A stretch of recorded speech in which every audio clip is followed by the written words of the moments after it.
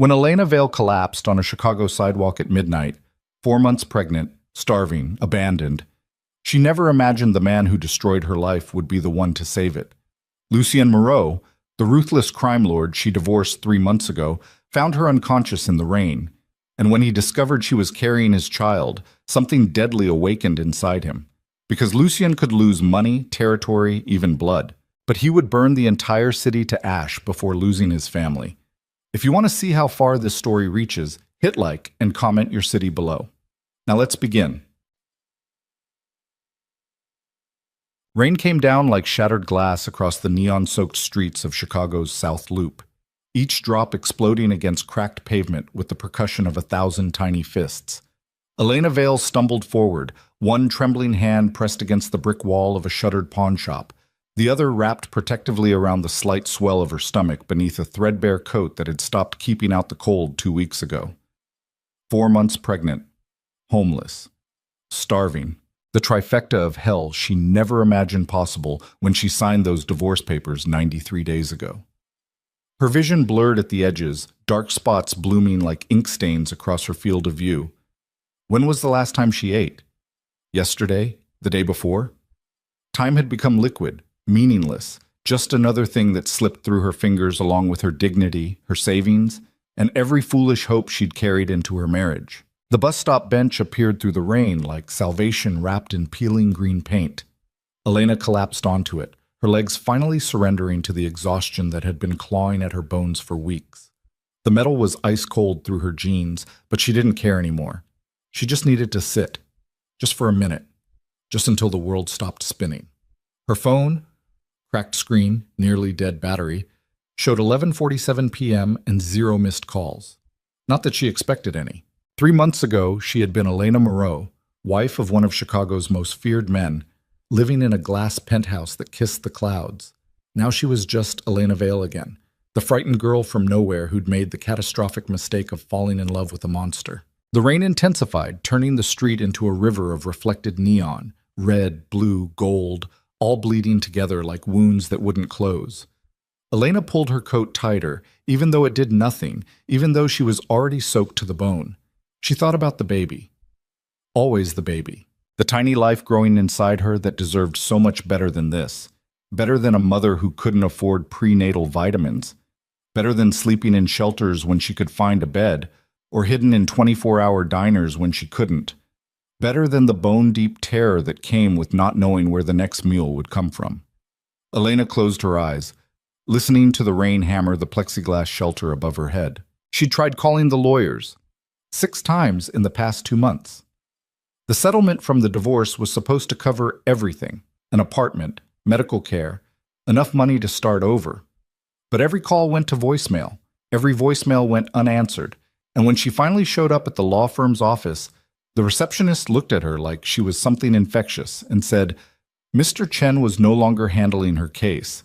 No explanation, no forwarding information. Just a door closing in her face while security watched to make sure she left. That was 3 weeks ago. The dizziness got worse. Elena leaned forward, pressing her forehead against her knees, trying to breathe through the nausea. Her stomach was empty, had been empty, for almost 2 days now. But her body still tried to revolt, cramping and twisting like it wanted to turn itself inside out. Just a minute, she whispered to herself. Just rest for a minute. But even as she said it, she felt herself slipping. The darkness crept in from the edges, soft and almost gentle, like falling into deep water. Part of her wanted to fight it, the part that remembered she was supposed to stay conscious, supposed to stay alert, supposed to keep moving because stopping meant dying. But the larger part, the exhausted, broken part, just wanted to let go. So she did. Elena's last conscious thought was wondering if anyone would find her before morning. She never heard the SUVs. 3 black Escalades screamed around the corner doing 60 in a 25 zone, tires hydroplaning through standing water before slamming to a halt at angles that blocked the entire intersection. Car doors flew open before the vehicles even stopped moving. Armed men poured onto the sidewalk. 8, 10, maybe 12, all wearing dark suits that cost more than most people's cars, all moving with the fluid precision of trained killers. They fanned out in a practiced pattern, securing the perimeter, while two men approached the bus stop where Elena's unconscious body had slumped sideways across the bench. "Found her," one of them said into his radio, voice tight with something that might have been relief or might have been fear. "Northeast corner, Wabash and 14th. She's not moving." The radio crackled back. "Condition?" "Unknown. She's—" The man stopped mid-sentence as a fourth SUV, this one a black Maybach, that looked like it cost more than a house, slid to a stop behind the others. The back door opened, and Lucien Moreau stepped out into the rain. At 32, he carried himself like a man who'd inherited an empire written in blood and expanded it through strategic brutality. 6'2", lean muscle, wrapped in a Tom Ford suit that somehow stayed immaculate despite the downpour, dark hair pushed back from a face that belonged on old Roman coins, all hard angles and aristocratic bones and eyes so cold they could freeze vodka. But right now, those eyes held something Elena had never seen in 3 years of marriage. Fear. Raw, undiluted, absolutely human fear. Lucien crossed the distance to the bus stop in 4 long strides, shoving past his own security like they didn't exist. When he saw Elena, soaked, unconscious, her face pale as death beneath the flickering streetlight, something cracked in his expression. "Elena." He dropped to his knees beside the bench, expensive suit hitting filthy water without hesitation.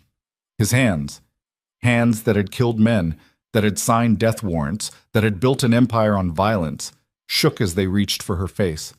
"Elena, can you hear me?" No response. Her skin was cold. Too cold. And when he pressed 2 fingers against her throat, searching for a pulse, it took him 3 tries to find it. Weak, thready, barely there. "Get the medic," Lucien snapped, his voice cutting through the rain like a blade. "Now!" One of the guards sprinted back to the vehicles while Lucien carefully lifted Elena into his arms. She weighed nothing, literally nothing. He could feel every bone through the soaked fabric of her coat, could see the way her cheekbones jutted sharp against skin that should have been soft. What the hell happened to her? 3 months ago, when he'd served her the divorce papers, she'd been healthy. Not happy. Their marriage had been a war zone for 6 months by that point, but healthy, strong.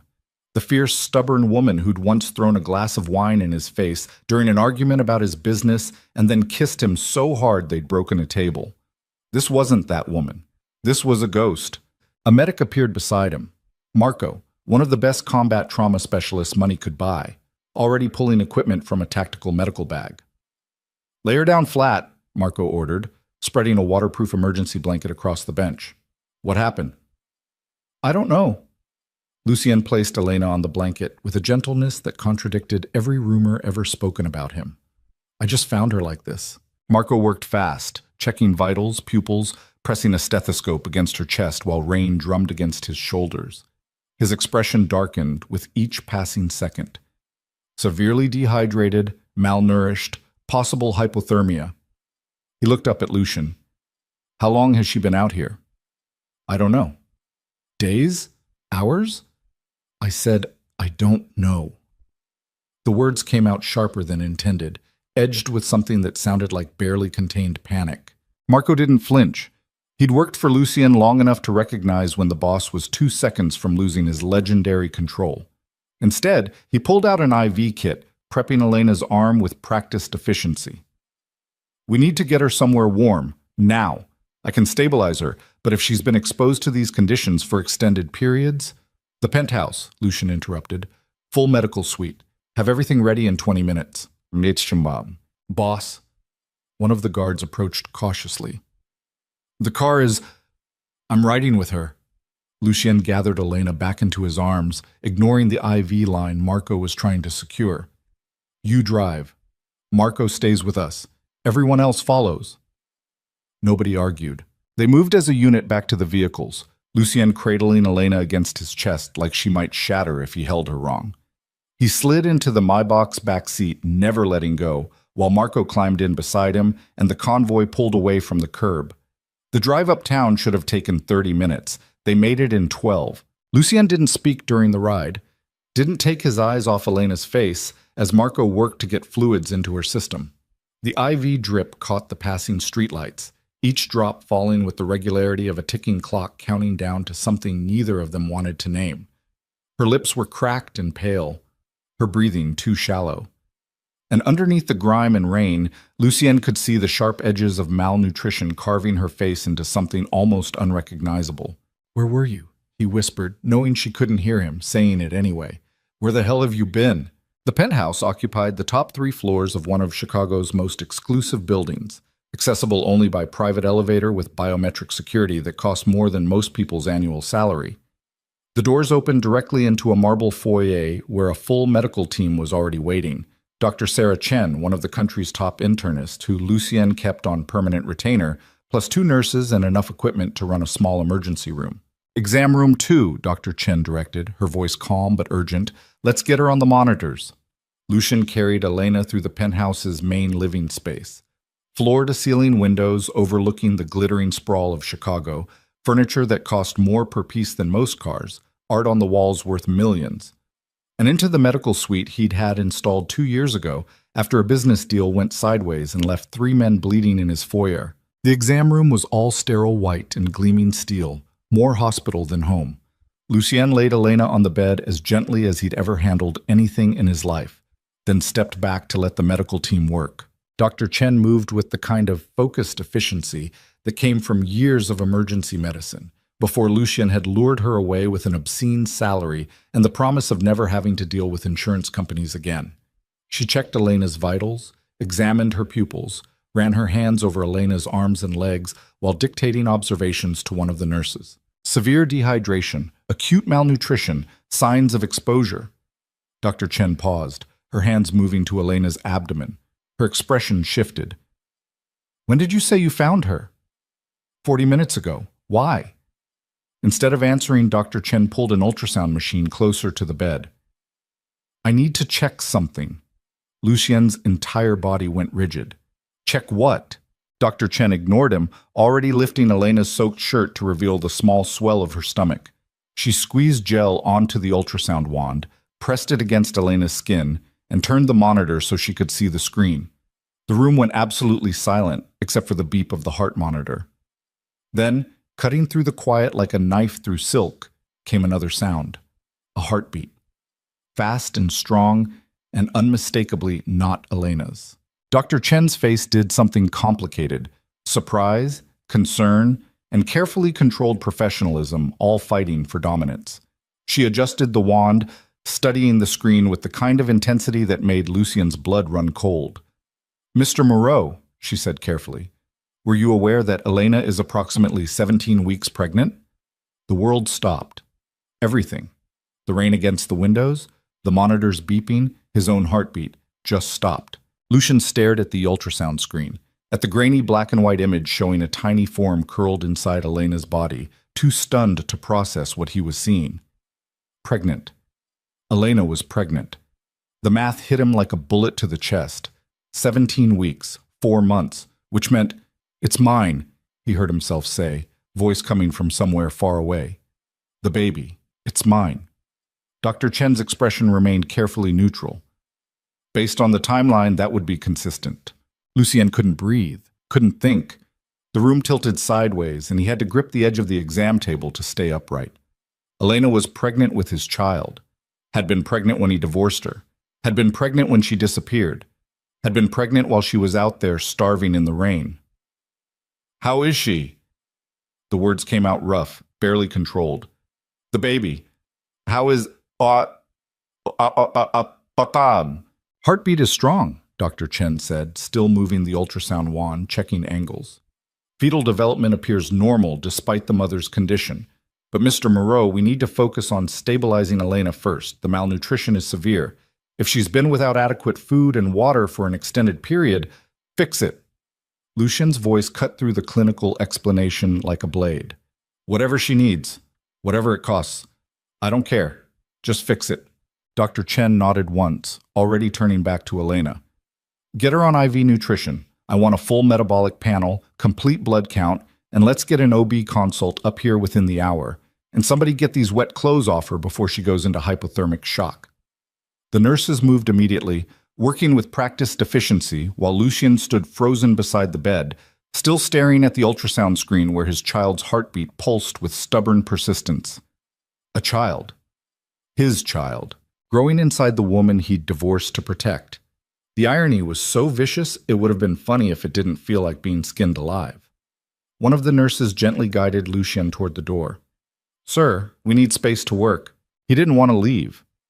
Every instinct screamed at him to stay, to keep Elena in his sight, to make sure nothing else happened to her. But he also knew he'd just get in the way, so he let himself be ushered out into the hallway where his head of security was waiting. Vincent Torres had been with Lucien for 8 years, had killed for him, had buried bodies in concrete and lied to federal agents and done a dozen other things that would earn them both life sentences. He was loyal, ruthless, and one of the few people Lucien actually trusted. Right now, he looked worried. "Boss, we've got a problem." Lucien turned to him with eyes so cold they could have frozen fire. "Unless someone is actively dying, I don't want to hear it. It's about Elena." Vincent hesitated. "About where she's been." Everything inside Lucien went dangerously still. "Talk." "I had the team pull surveillance footage, check hospitals, shelters, anywhere she might have gone. Boss, she's been living on the streets for at least 3 weeks.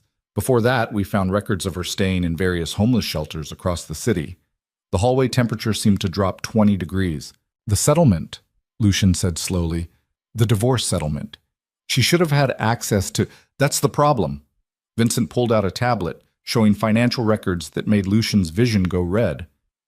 "The accounts were emptied 6 weeks ago. All of it. $2 million? Gone." "Gone where?" "Offshore accounts. Routed through 3 different shell companies before disappearing completely." Vincent's jaw tightened. Professional work, someone who knew the system. Lucien's hands curled into fists tight enough that his knuckles cracked. "Who?" "Still working on it. But boss, there's more. Her lawyer, Chen. He stopped returning her calls 2 months ago. When she showed up at his office, security turned her away. I checked his financials. He received a wire transfer for $50,000 the day before he dropped her case."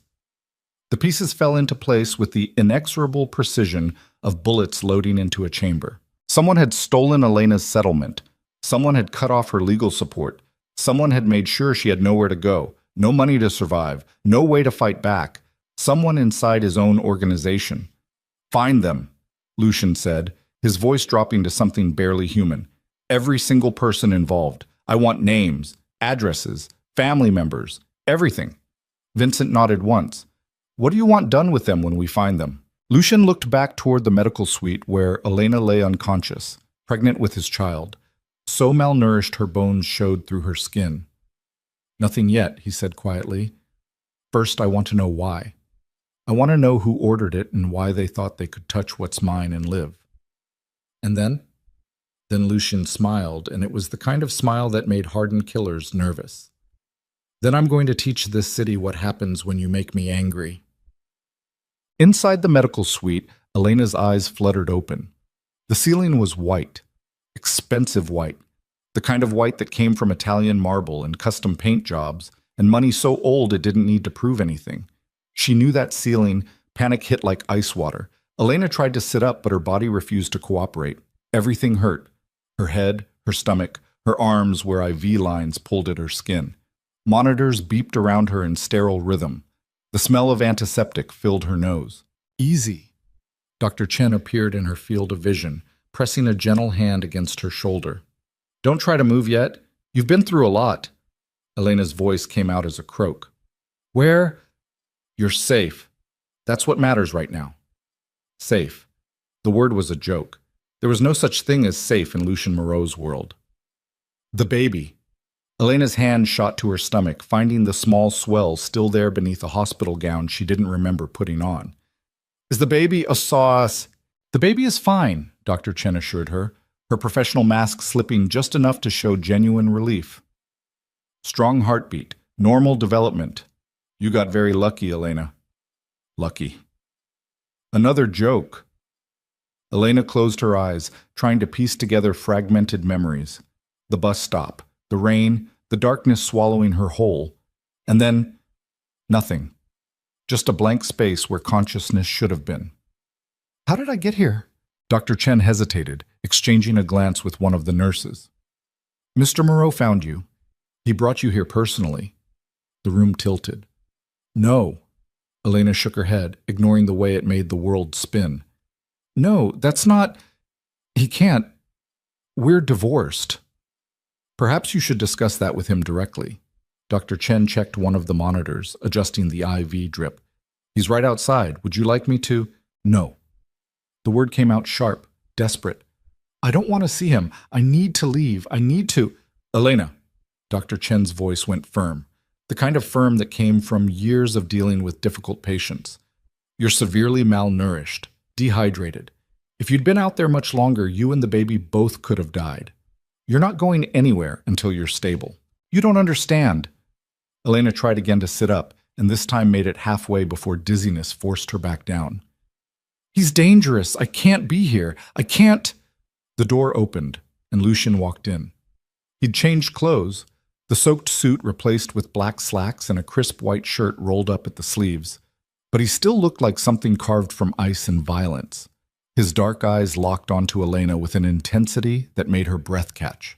Leave us, he said to Dr. Chen without looking away from Elena's face. Mr. Moreau, my patient needs 5 minutes. His voice dropped to something that wasn't quite a threat, but wasn't far off. Then you can come back and finish whatever medical miracles you're working. 5 minutes. Dr. Chen clearly wanted to argue, but she was also smart enough to know when she was outmatched. She gave Elena one last reassuring look, then shepherded the nurses out of the room, closing the door behind them with a soft click. Silence fell like a guillotine blade. Lucien stood at the foot of the bed, hands in his pockets, looking at Elena like she was a puzzle he couldn't quite solve. When he finally spoke, his voice was quiet, controlled, which somehow made it more terrifying than if he'd been shouting. How long? Elena's throat went dry. How long what? How long were you on the streets? She looked away, unable to hold his gaze. I don't know, 3 weeks? Maybe 4? Before that? Shelters, when I could get a bed. And before that? Does it matter? The words came out bitter, sharp. You got what you wanted? We're divorced? I'm out of your life. Why do you even care? Something dangerous flickered in Lucien's eyes. The settlement. The 2 million. What happened to it? Elena laughed, and it sounded like breaking glass. You're asking me? Your lawyers took it, or someone did. The accounts were empty when I tried to access them. My lawyer stopped returning my calls, and when I tried to fight it, I got shut down at every turn. You should have called me. I did! The words exploded out of her, months of rage and fear and desperation finally breaking through. I called you 17 times, Lucien, 17. You never answered, not once. I never got...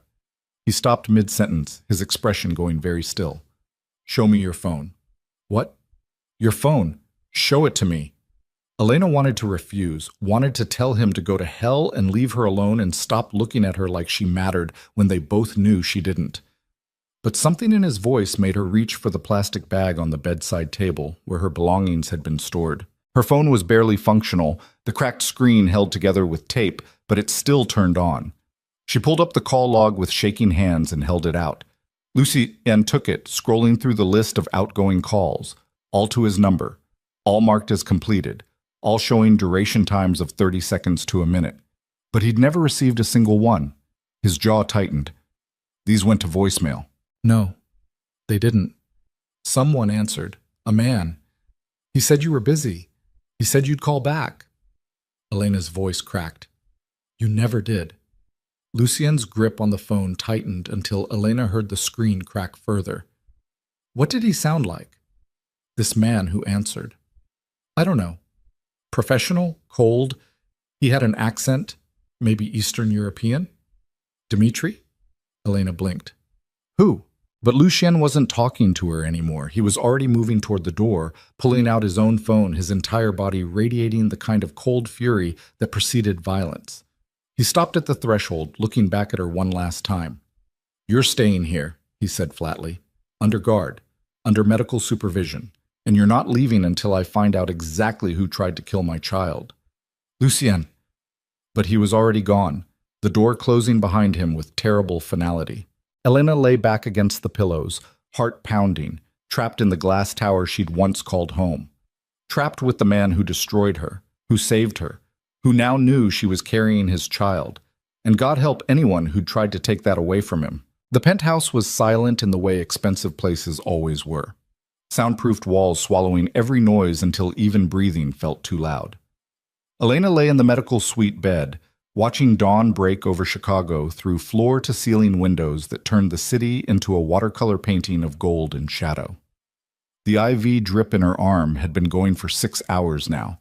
She could feel strength creeping back into her limbs, slow and grudging, like her body didn't trust this sudden reversal of fortune. Dr. Chen had checked on her twice during the night, taking vitals, adjusting medications, speaking in the calm, professional tones of someone who'd learned not to ask questions about the kinds of patients who showed up in Lucien Moreau's private medical suite. The second time, she'd brought food, plain chicken broth, crackers, ginger tea, and stood over Elena like a prison guard until every drop was consumed. Slow sips, Dr. Chen had instructed. Your stomach's been empty too long. We need to reintroduce food carefully, or you'll just vomit it back up. Elena had obeyed, even though the broth tasted like salted cardboard and her stomach cramped with every swallow, because the baby needed it, because she'd already failed at keeping herself safe, and she'd be damned if she failed at this too. Now, with early morning light painting the walls, Elena tested her strength by sitting up. The room spun briefly, then steadied. Better. Not good, but better. She needed to leave. That thought had been circling her mind since the moment Lucien walked out the door, vibrating with barely controlled rage. She knew that look, had seen it before during the worst months of their marriage when business deals went sideways or someone challenged his authority. It was the look that preceded violence, the kind of cold fury that meant someone was about to die badly, and she couldn't be here when it happened. Elena swung her legs over the side of the bed, testing her weight. Her knees shook but held. The IV line pulled at her arm. She reached for the tape securing it, fingers clumsy and weak. I wouldn't do that if I were you. Elena's head snapped up. A woman stood in the doorway, mid-30s, sharp-featured, wearing a black pantsuit that screamed either lawyer or bodyguard. Her dark hair was pulled into a severe bun, and her eyes held the kind of cold assessment that came from years of evaluating threats. Who are you? Sophia Reyes, head of Mr. Moreau's security detail. She stepped into the room with the fluid grace of someone who knew how to kill efficiently. I've been assigned to watch you. I don't need a babysitter. Dr. Chen disagrees, so does Mr. Moreau. Sophia crossed her arms, settling into a position that blocked the only exit. You're not leaving this room without medical clearance. You can't keep me prisoner here. Something that might have been amusement flickered across Sophia's face. Can't I? Elena's hands curled into fists. I'm not his property anymore. We're divorced. He has no right to... You're carrying his child. Sophia's voice went flat, factual. That gives him every right he needs. And considering someone just tried to kill you both by stealing your settlement and leaving you to starve, I'd say protective custody is the least of your concerns right now. The words hit like a slap. Elena sank back against the pillows, feeling the fight drain out of her. Because Sophia was right. Someone had deliberately, methodically destroyed every safety net Elena had. Someone had wanted her dead. Who was it? Elena's voice came out small, frightened. Who took the money? Mr. Moreau is finding out as we speak. What does that mean? Sophia's expression didn't change, but something cold flickered in her eyes. It means you should probably try to get some more rest. The evasion was answer enough. Elena closed her eyes, not wanting to imagine what Lucien was doing in whatever dark corner of the city he'd disappeared to. Not wanting to acknowledge the small, traitorous part of her that felt relief knowing someone was finally fighting for her, even if that someone was a monster. Twike. Across the city, in a warehouse that officially didn't exist on any zoning map, Lucien stood in front of a man zip-tied to a metal chair. Dmitry Volkov had been with Lucien's organization for 4 years, handled communications, managed secure phone lines, filtered incoming calls to prioritize what needed Lucien's immediate attention. He was efficient, discreet, and had just made the fatal mistake of answering 17 phone calls from Elena and telling her Lucien was too busy to talk. Blood dripped from Dmitry's split lip onto the concrete floor. Vincent stood to Lucien's left, holding a tablet that showed financial records, phone logs, and surveillance footage that painted a very clear picture of betrayal. To his right, Marco waited with a medical kit, not to save lives, but to make sure Dmitri stayed conscious through whatever came next. "Tell me again," Lucian said quietly. "Who paid you?" Dmitri's head lolled forward. One eye was swollen shut. His breathing came in wet, labored gasps. "I told you, I don't know names. It was all anonymous transfers, cryptocurrency." "You're lying." I swear on my—" Lucian's fist caught him across the jaw before he could finish. The chair rocked backward, would have tipped over if Vincent hadn't caught it. "Don't!" Lucian's voice dropped to something barely human. "Don't swear on anything. Don't insult me with your desperate little oaths. You intercepted calls from my wife. You stole $2 million from accounts under my protection. You left a pregnant woman to die on the streets. So before you swear on anything holy, remember that I'm going to hurt you worse than anything divine ever could." Dmitri spat blood. "She was just supposed to disappear. Go back to wherever she came from. Nobody said anything about her being pregnant. But you knew she was vulnerable." Lucien crouched down, bringing himself eye level with Dmitri. "You knew she had no family, no support system. You knew that cutting off her money would leave her with nothing." "I was following orders." "Whose orders?" Silence. Lucien stood, nodding to Vincent. His fingers. "Start with the left hand." Wait. Dmitri's words came out in a panicked rush as Vincent produced a pair of bolt cutters from a nearby table. Okay. It was Konstantin Fedorov. He's the one who set it up." The name hit Lucien like a punch to the gut. Konstantin Fedorov. His uncle. His father's younger brother. The man who'd helped raise him after his parents died in a car accident that probably wasn't an accident. The man who'd stood beside him when Lucien took over the family business at 25. The man he'd trusted with his life for almost a decade.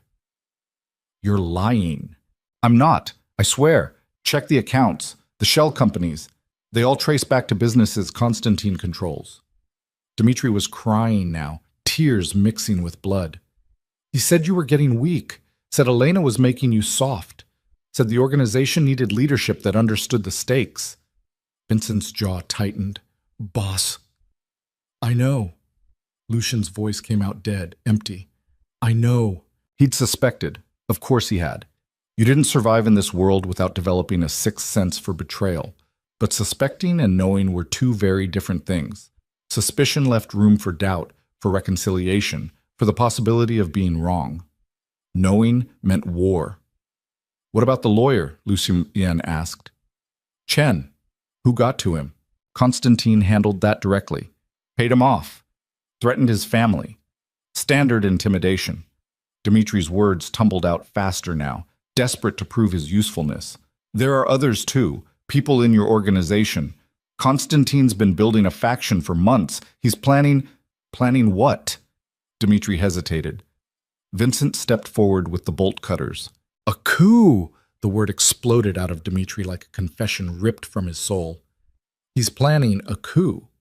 He thinks you've lost your edge. He's been telling people you're distracted, that you care more about your ex-wife than the business. He wanted Elena gone so you'd have nothing left to fight for except the empire. Except by then, it wouldn't be yours anymore." The warehouse went absolutely silent except for Dmitri's labored breathing. Lucien stood very still, processing. His uncle, his blood, had orchestrated Elena's destruction not out of random cruelty, but as a strategic move in a play for power. Had stolen from her, isolated her, left her to die, all to break Lucien down into something that could be controlled or replaced. And it had almost worked. If Elena had died on those streets, if the baby had died with her, Lucien would have become exactly what Konstantin wanted. A hollow, broken thing consumed by rage and guilt, easy to manipulate or destroy. "How many?" Lucien's voice came out cold, clinical. "How many people in my organization are working with Konstantin?" "I don't know exact numbers, maybe 15, 20. He's been careful, only recruiting people he trusts." "Names." "I can give you some. Not all. Konstantin compartmentalized everything, but I know about the ones in communications. A few in security. Someone in your legal team. Write them down." Vincent shoved a notepad and pen at Dmitri. "Every single name you know, every location, every detail." While Dmitri scribbled with shaking hands, Lucien pulled out his phone and dialed a number he hadn't called in 3 months. It rang 4 times before a gravelly voice answered. Lucien. Uncle. The word tasted like poison. We need to talk. A pause, then, carefully. About? Elena. Another pause, longer this time. Lucien could almost hear the calculations happening on the other end. Constantine weighing his options, deciding whether to play innocent or go on the offensive. I heard you found her, Constantine said finally. Is she all right? No thanks to you. I don't know what you're talking about. Don't! Lucien's voice cut like a blade. Don't insult us both by pretending. I know about the money, the lawyer, the phone calls. I know everything, Constantine. Silence. Then a sigh. It wasn't personal, Lucien. It was business. Business. Lucien laughed, and it sounded like something breaking. You tried to kill my child, and you're calling it business? I didn't know she was pregnant. If I had, it wouldn't have mattered. You wanted her gone. You wanted me vulnerable. So you orchestrated her destruction like it was just another deal. I wanted you focused. Constantine's voice hardened, losing the pretense of family warmth. You were falling apart, Lucien. Distracted. Making mistakes. That girl was poison to you, to the organization. Everything started falling apart when you married her. So you decided to fix it by committing treason. Treason? Constantine laughed. This is a criminal empire, nephew, not a kingdom. There's no treason here. Just survival. And you were becoming a liability. Was. Lucien's voice dropped to something deadly quiet. Past tense, interesting choice of words. You know what I mean. I do. Which is why I'm giving you one chance, Uncle. 1. Surrender. Confess to the full council. Name everyone involved in your little coup. Do that, and I'll make it quick. And if I don't, then I'll make it slow. And I'll make sure everyone who helped you dies screaming. The line went dead. Lucien lowered the phone, his hand absolutely steady despite the rage burning through his veins. Behind him, Dmitri had finished writing. The list contained 19 names. What do you want done with him? Vincent gestured to Dmitri. Lucien looked at the man who'd intercepted Elena's desperate calls, who'd helped orchestrate her destruction, who'd played a supporting role in almost killing his child. Make it hurt, he said quietly, then make it permanent. Vincent nodded. And Constantine? Constantine is mine. Met. Back at the penthouse, Elena was trying to eat lunch when she heard raised voices from somewhere in the main living area. Don't care what the doctor said, she needs to know. Mr. Moreau was very clear about, Sophia, with all due respect, this is above your pay grade. Elena pushed herself out of bed, ignoring Sophia's immediate protest. The security chief had been sitting in a chair by the window, reading something on her phone. Now she was on her feet, moving to intercept. Mrs. Moreau, it's Vele, Elena corrected automatically, and I'm not staying in that bed while people argue about me in the next room. She made it to the door before Sophia could stop her, stepping out into the hallway just in time to see Vincent Torres in heated conversation with Dr. Chen. They both froze when they saw her. What's happening? Elena demanded. Vincent and Dr. Chen exchanged glances. Finally, Vincent spoke. Perhaps you should sit down. I've been sitting for 12 hours. Tell me what's happening. It's about the settlement, about who took your money. Vincent's jaw tightened. We found out who was responsible. Elena's heart started pounding. Who? Konstantin Fedorov, Lucien's uncle. The name meant nothing to her. During her marriage, Lucien had kept her carefully separated from the uglier parts of his business. She'd met some people, guards, drivers, the occasional business associate at formal dinners, but never anyone important enough to remember. I don't understand. Why would his uncle? He's planning a takeover. Constantine wants to replace Lucien as head of the organization. You were collateral damage. Vincent's expression was grim. He wanted you gone so Lucien would be vulnerable. Elena felt her knees go weak. Sophia caught her elbow, steadying her. Where is Lucien now? Elena heard herself ask. Handling it. Handling it how? Vincent didn't answer, which was answer enough. Elena pressed a hand to her stomach, feeling the small swell beneath the hospital gown. People are going to die. Yes. The blunt honesty was almost worse than a lie would have been. Elena sank into the nearest chair, trying to process. Someone had tried to kill her baby. Not directly, but the result would have been the same. And now Lucien was out there doing what he did best, destroying anyone who threatened what was his. How many people were involved? She asked quietly. At least 20 that we know of. Could be more. 20 people, 20 deaths. All because she'd been foolish enough to fall in love with a crime lord and naive enough to think she could leave that world behind. He can't. Elena stopped, because of course he could. This was Lucien. Violence was his native language. There has to be another way. There isn't. Vincent's voice was flat, final. This is how our world works. Constantine committed treason. Everyone who helped him signed their own death warrants the moment they chose his side. And what about me? The words came out sharper than intended. What happens when Lucien finishes his revenge and remembers I'm the reason it all started? You think he blames you? Doesn't he? Elena looked up, meeting Vincent's eyes. Your boss said it himself. I made him weak. I was the distraction. If I'd never existed, none of this would be happening. If you'd never existed, Vincent said carefully, Lucien would still be the same cold, calculating machine he was before he met you, and Constantine would have found some other excuse to make his move. This isn't about you, Elena. It's about power. It's always about power. Before Elena could respond, the penthouse's private elevator chimed. Everyone went still. The doors opened and Lucien stepped out. He looked like he'd walked through a war zone. His white shirt was splattered with blood that definitely wasn't his own. His knuckles were split and raw. There was a coldness in his eyes that Elena had only seen a few times during their marriage, always before he disappeared for days and came back quieter, darker, like he'd left pieces of his humanity somewhere he could never retrieve them. Their eyes met across the room. For a moment, nobody moved. Nobody spoke.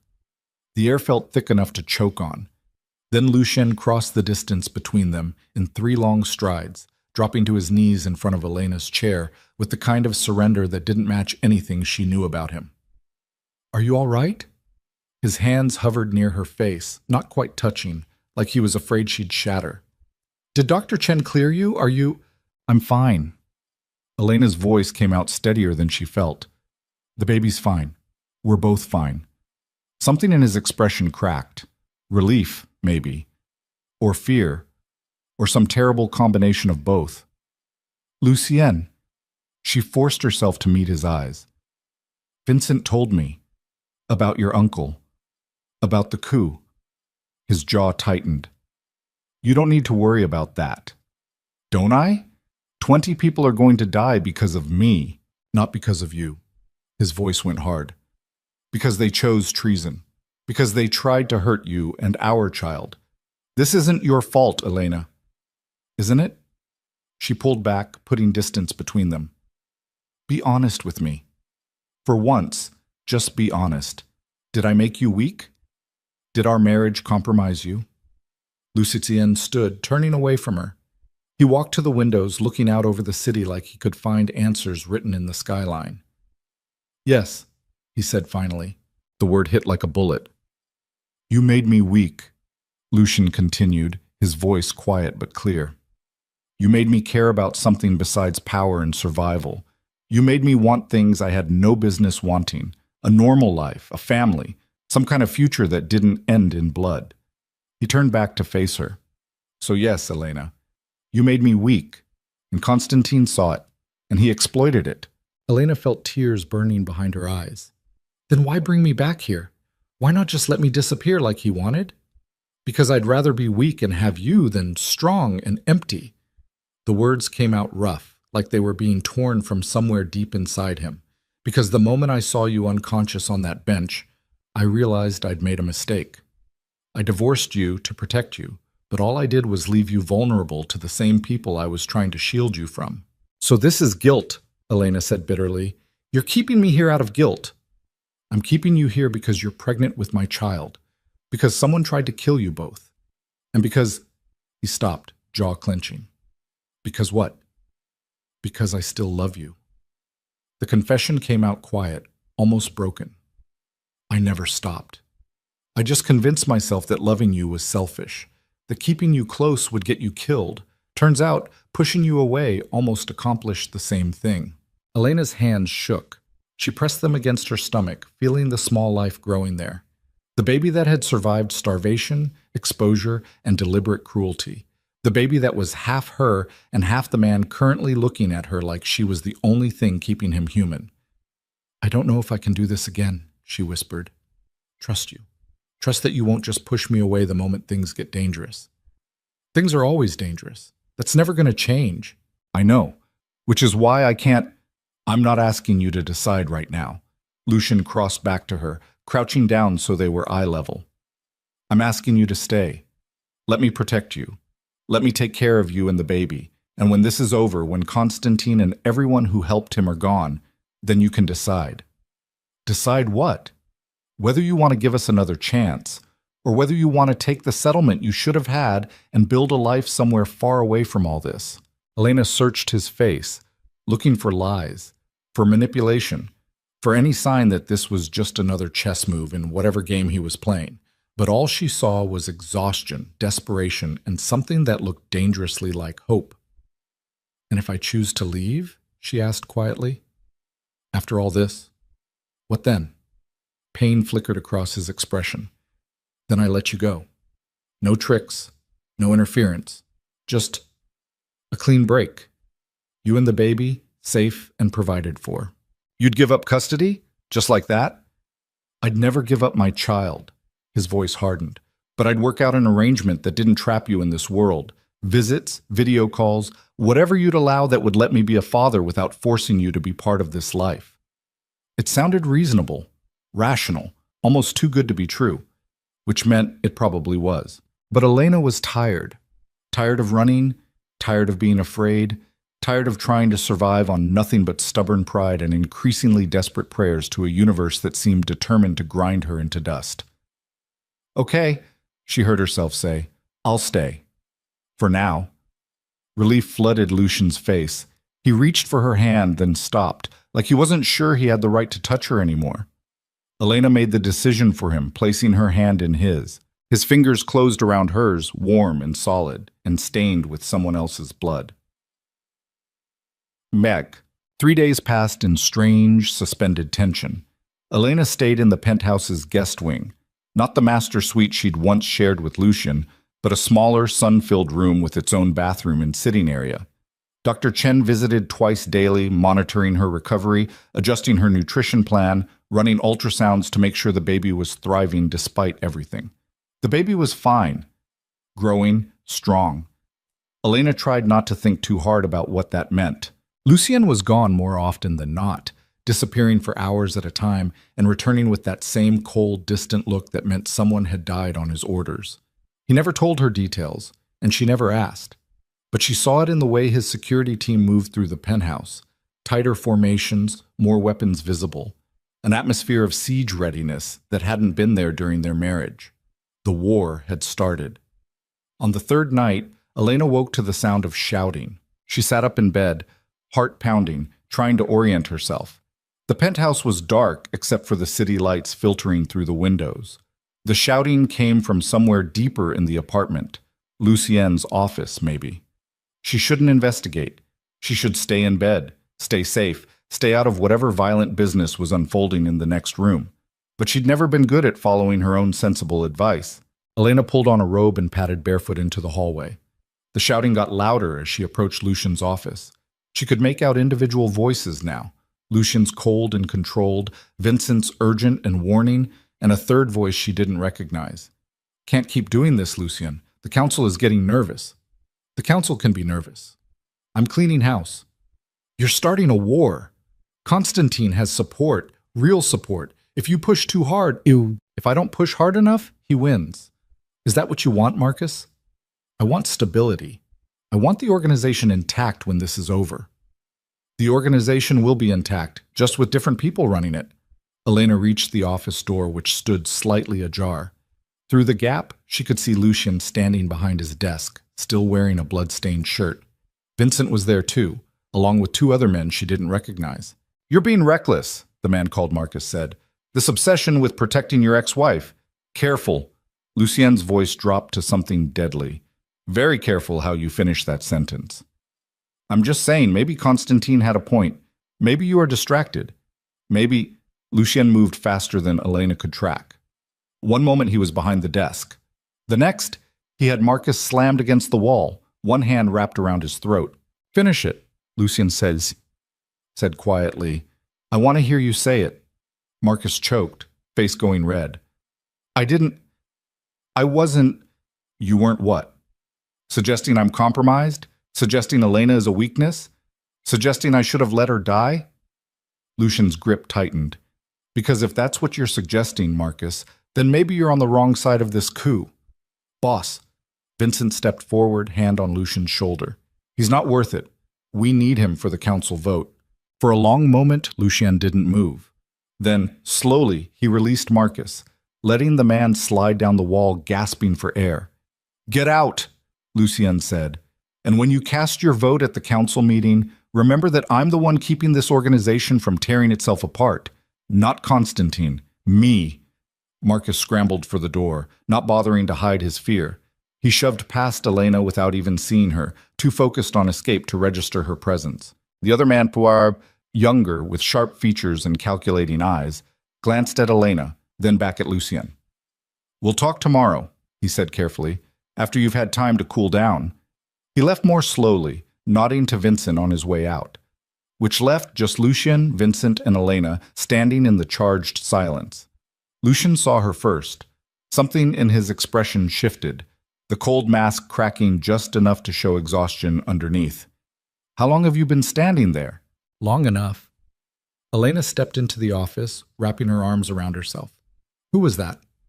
Marcus Delgado, council member, fence sitter. Lucien turned away, pouring himself a drink from the bar cart, trying to figure out which side is going to win before committing. And you're trying to scare him into loyalty. I'm trying to show him what happens to people who underestimate me. Elena watched him down the whiskey in one swallow. Is it working? Guess we'll find out at the vote. What vote? Vincent cleared his throat. The council meets in 4 days. They'll decide whether to support Lucien's leadership or call for new elections. If they call for elections, Constantine becomes a legitimate candidate. If they support Lucien, Constantine becomes a traitor and anyone helping him gets executed. So everything comes down to politics, Elena said slowly. After all this violence, all these deaths, it's just a vote. It's never just a vote. Lucien set down his glass with controlled precision. It's power. It's legitimacy.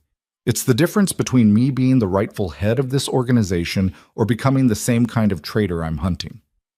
And if you lose, I won't. But if you do. Lucien finally looked at her, really looked at her, with eyes so dark they could have been carved from obsidian. Then you take the money in the offshore account I'm setting up, you take our child, and you run somewhere I can never find you. Because if I lose this vote, Elena, I'll be dead within 24 hours. The words hung in the air like smoke. Elena felt her breath catch. You're that certain? Constantine doesn't take prisoners. Neither do I. Lucien crossed to her, stopping just close enough that she could smell the whiskey on his breath, the copper tang of blood still lingering on his clothes. Which is why I need you to promise me something. What? If this goes sideways, if something happens to me, you don't try to be brave, you don't try to negotiate, you just run. Lucien, promise me, Elena. His hands came up to frame her face, touched gentle despite the violence those same hands had committed hours earlier. Promise me you'll protect our child, even if it means leaving me behind. Elena wanted to argue, wanted to tell him she wouldn't abandon him, that they'd find another way, that surely there was some solution that didn't end in his death or her flight.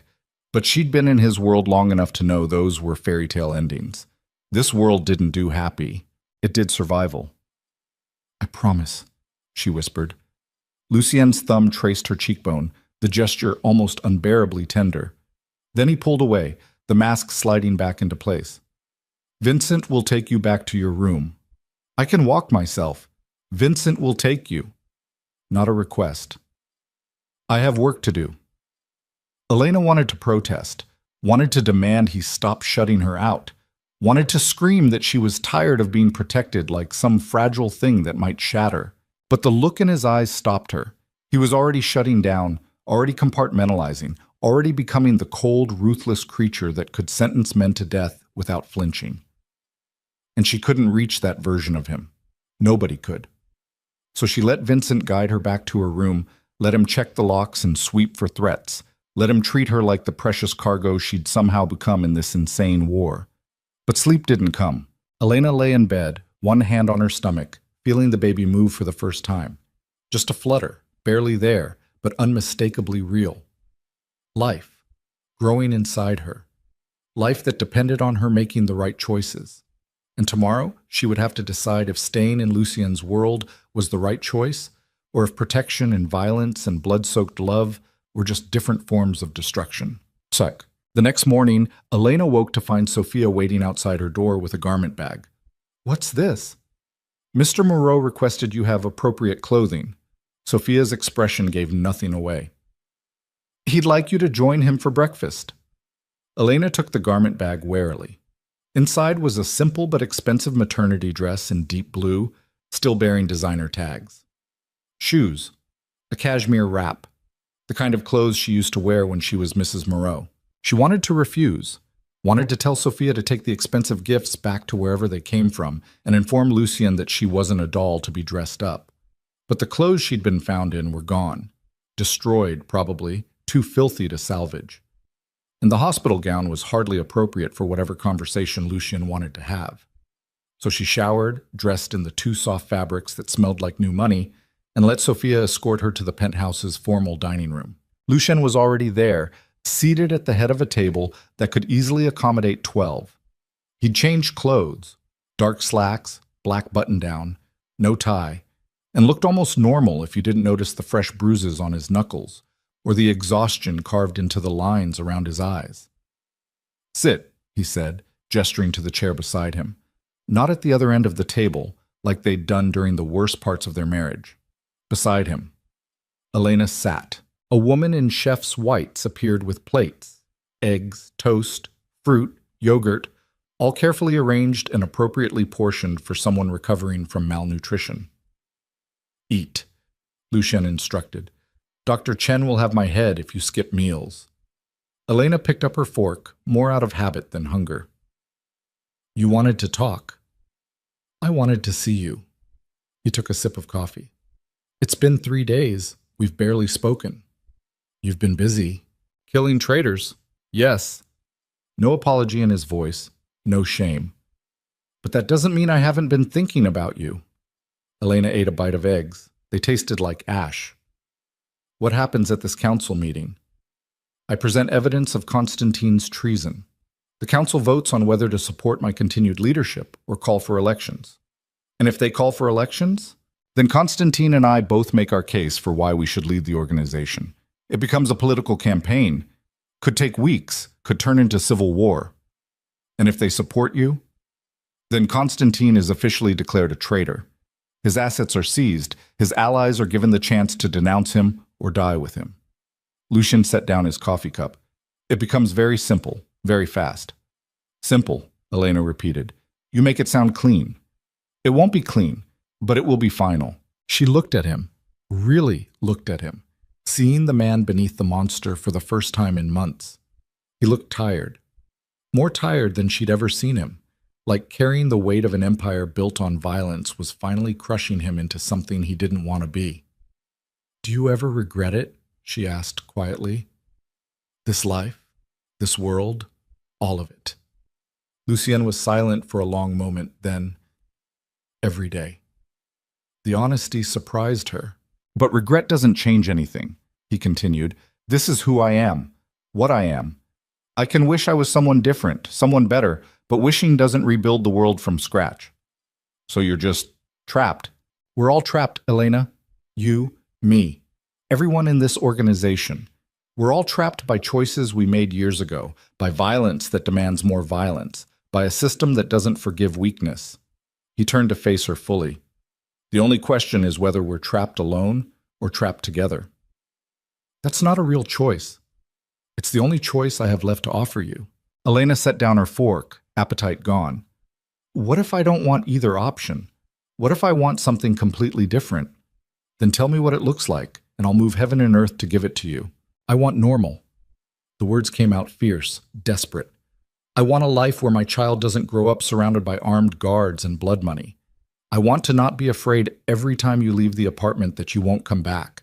I want to be able to trust that the people around us aren't planning coups or intercepting phone calls or stealing money meant to keep me alive. That's not possible in my world. Then maybe I don't want to be in your world anymore.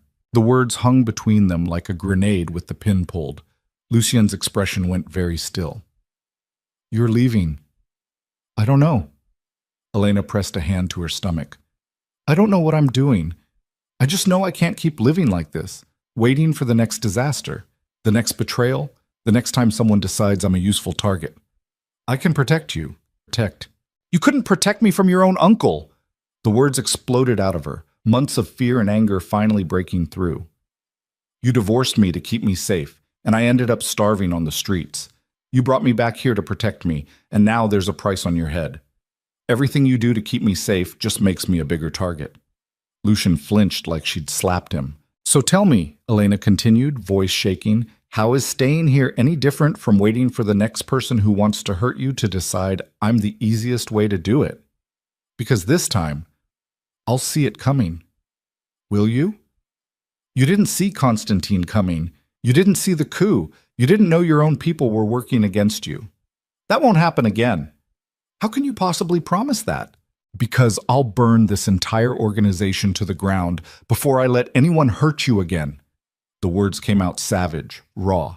I'll kill every last person who even thinks about touching you. I'll turn this city into a war zone.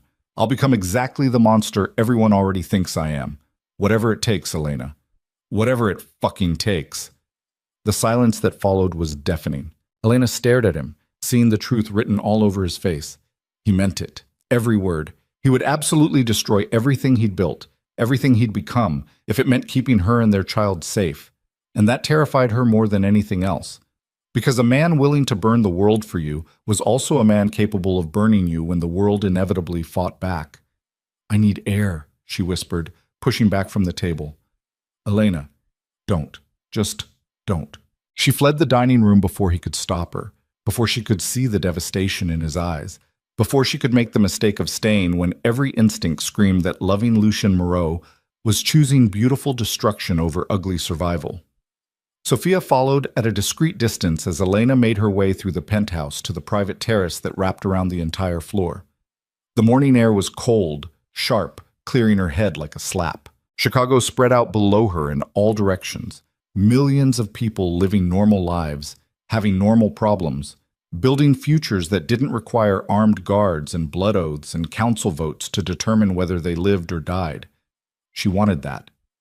God, she wanted that so badly it hurt. But her hand rested on her stomach, on the baby growing there, and she knew with terrible certainty that normal was already impossible. This child would be Lucien Moreau's daughter. No amount of distance or money or desperate hope would change that simple fact. Mrs. Moreau? Elena turned to find Vincent standing in the terrace doorway. It's Vale, she said automatically. Vincent Torres. He stepped onto the terrace, hands in his pockets, looking almost uncomfortable. I wanted to talk to you, if that's all right. Does Lucien know you're here? He sent me. Of course he did. Elena turned back to the view. I'm not changing my mind. I'm not here to convince you of anything.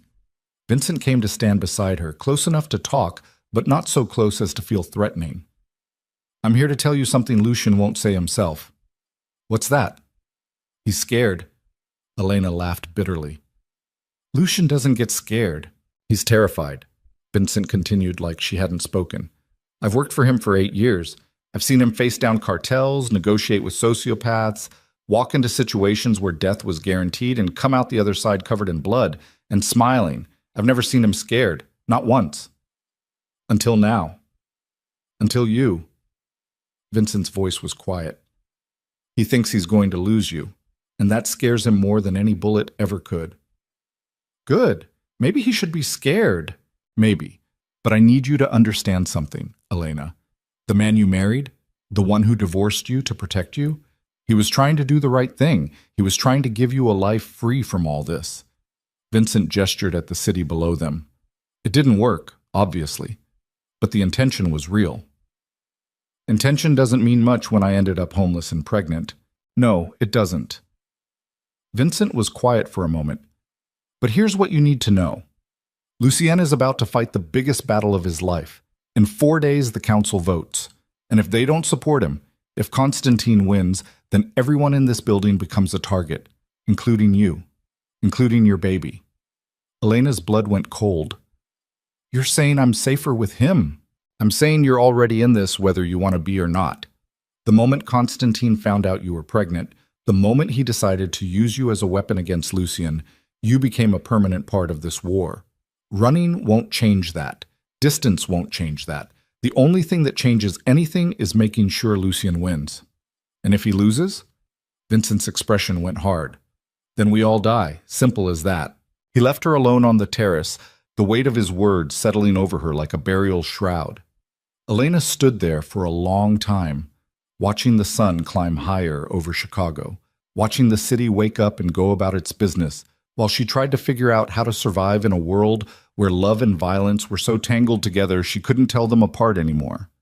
Finally, she went back inside, found Lucien in his office, surrounded by papers and photos and the organized chaos of planning a war. He looked up when she entered, expression guarded. "I'll stay," Elena said before she could change her mind. "For now, until the vote, until we know if you're going to survive this." Relief flooded his face. "Elena, but I need something from you." "Anything. The truth. No more protecting me from the ugly parts. No more hiding what you're doing or who you're killing or how dangerous this really is. If I'm going to be trapped in this world, I need to see it clearly. All of it." Lucien stood, crossing to her. "You might not like what you see." "I already don't like it, but at least I'll know what I'm dealing with." He searched her face, looking for something. Then, slowly, he nodded. "All right, the truth. Starting now." "Starting now," Elena confirmed.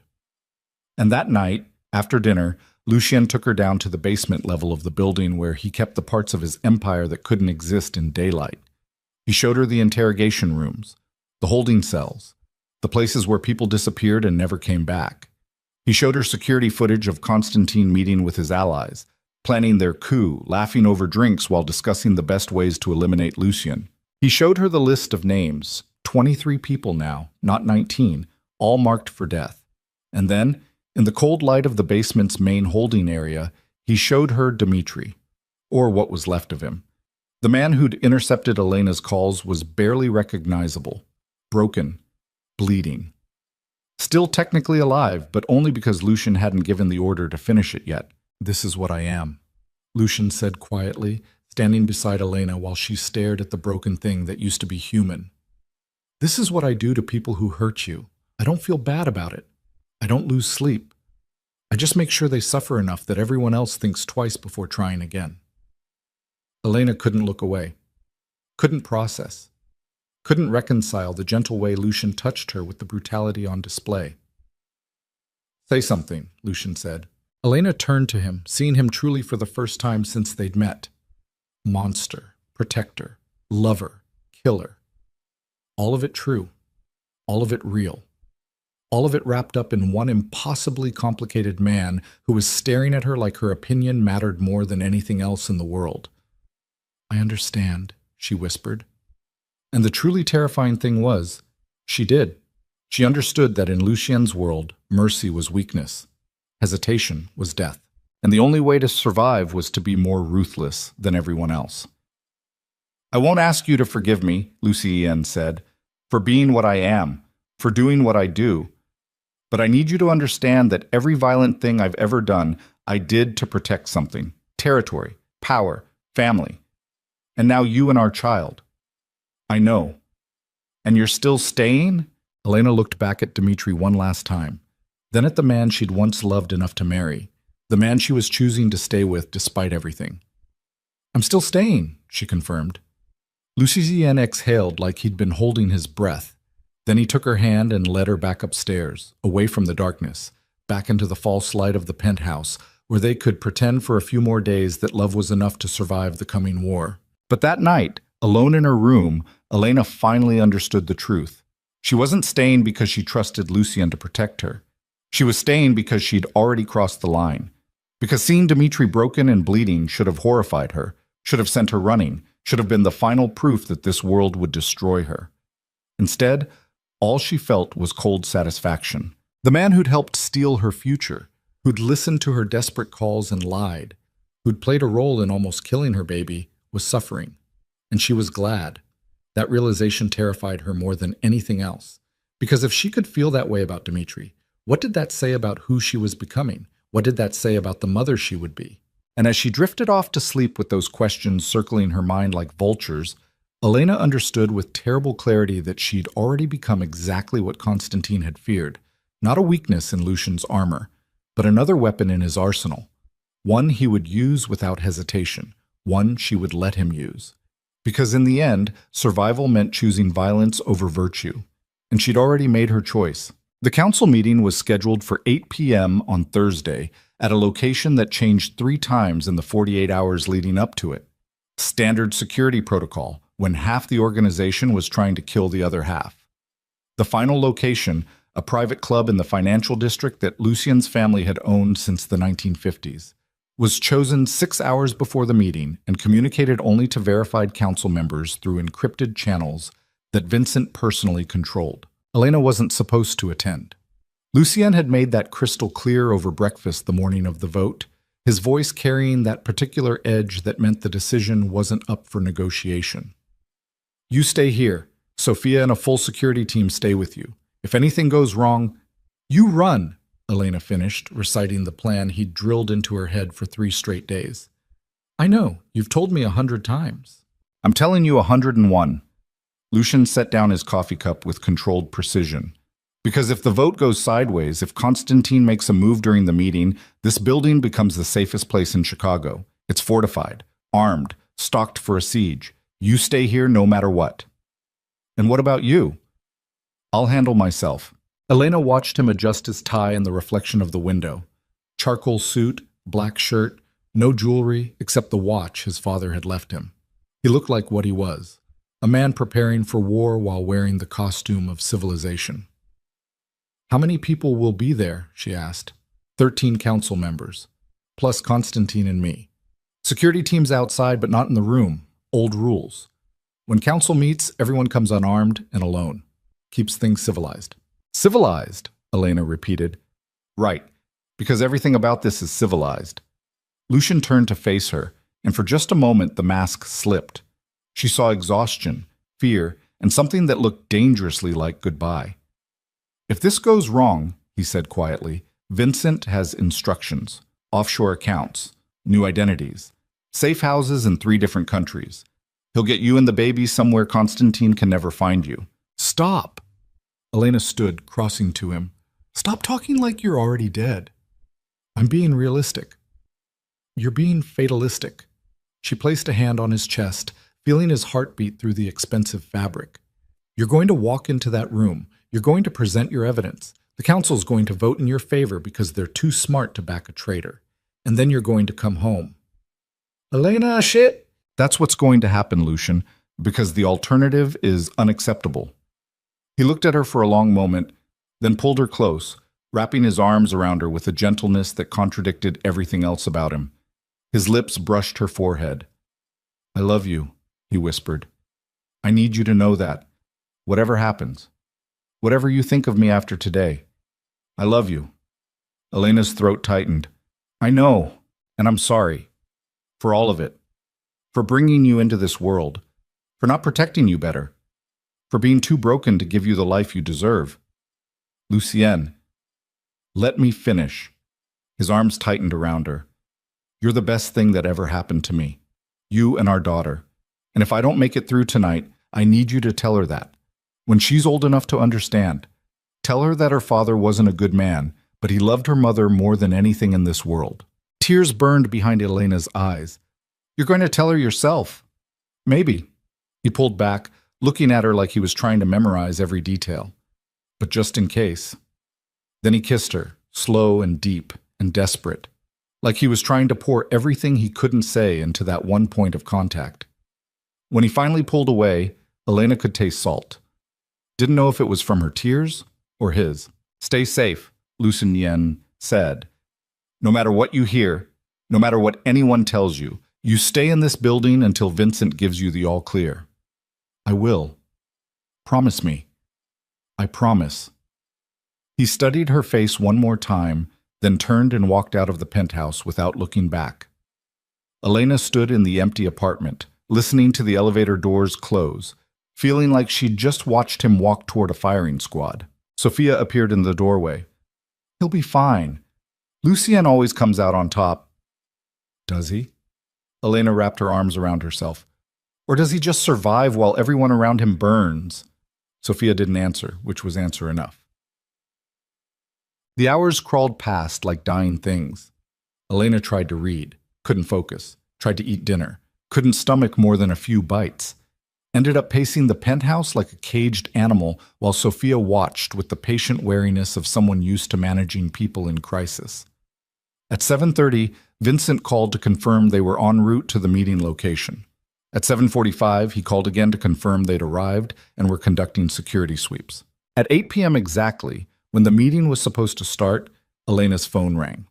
Unknown number. She almost didn't answer. But something, instinct, desperation, the same reckless impulse that had made her fall in love with Lucien in the first place, made her swipe to accept. "Elena Vale?" The voice was male, smooth, with the faintest trace of an accent she couldn't place. "Who is this?" "A friend. Someone who wants to help you."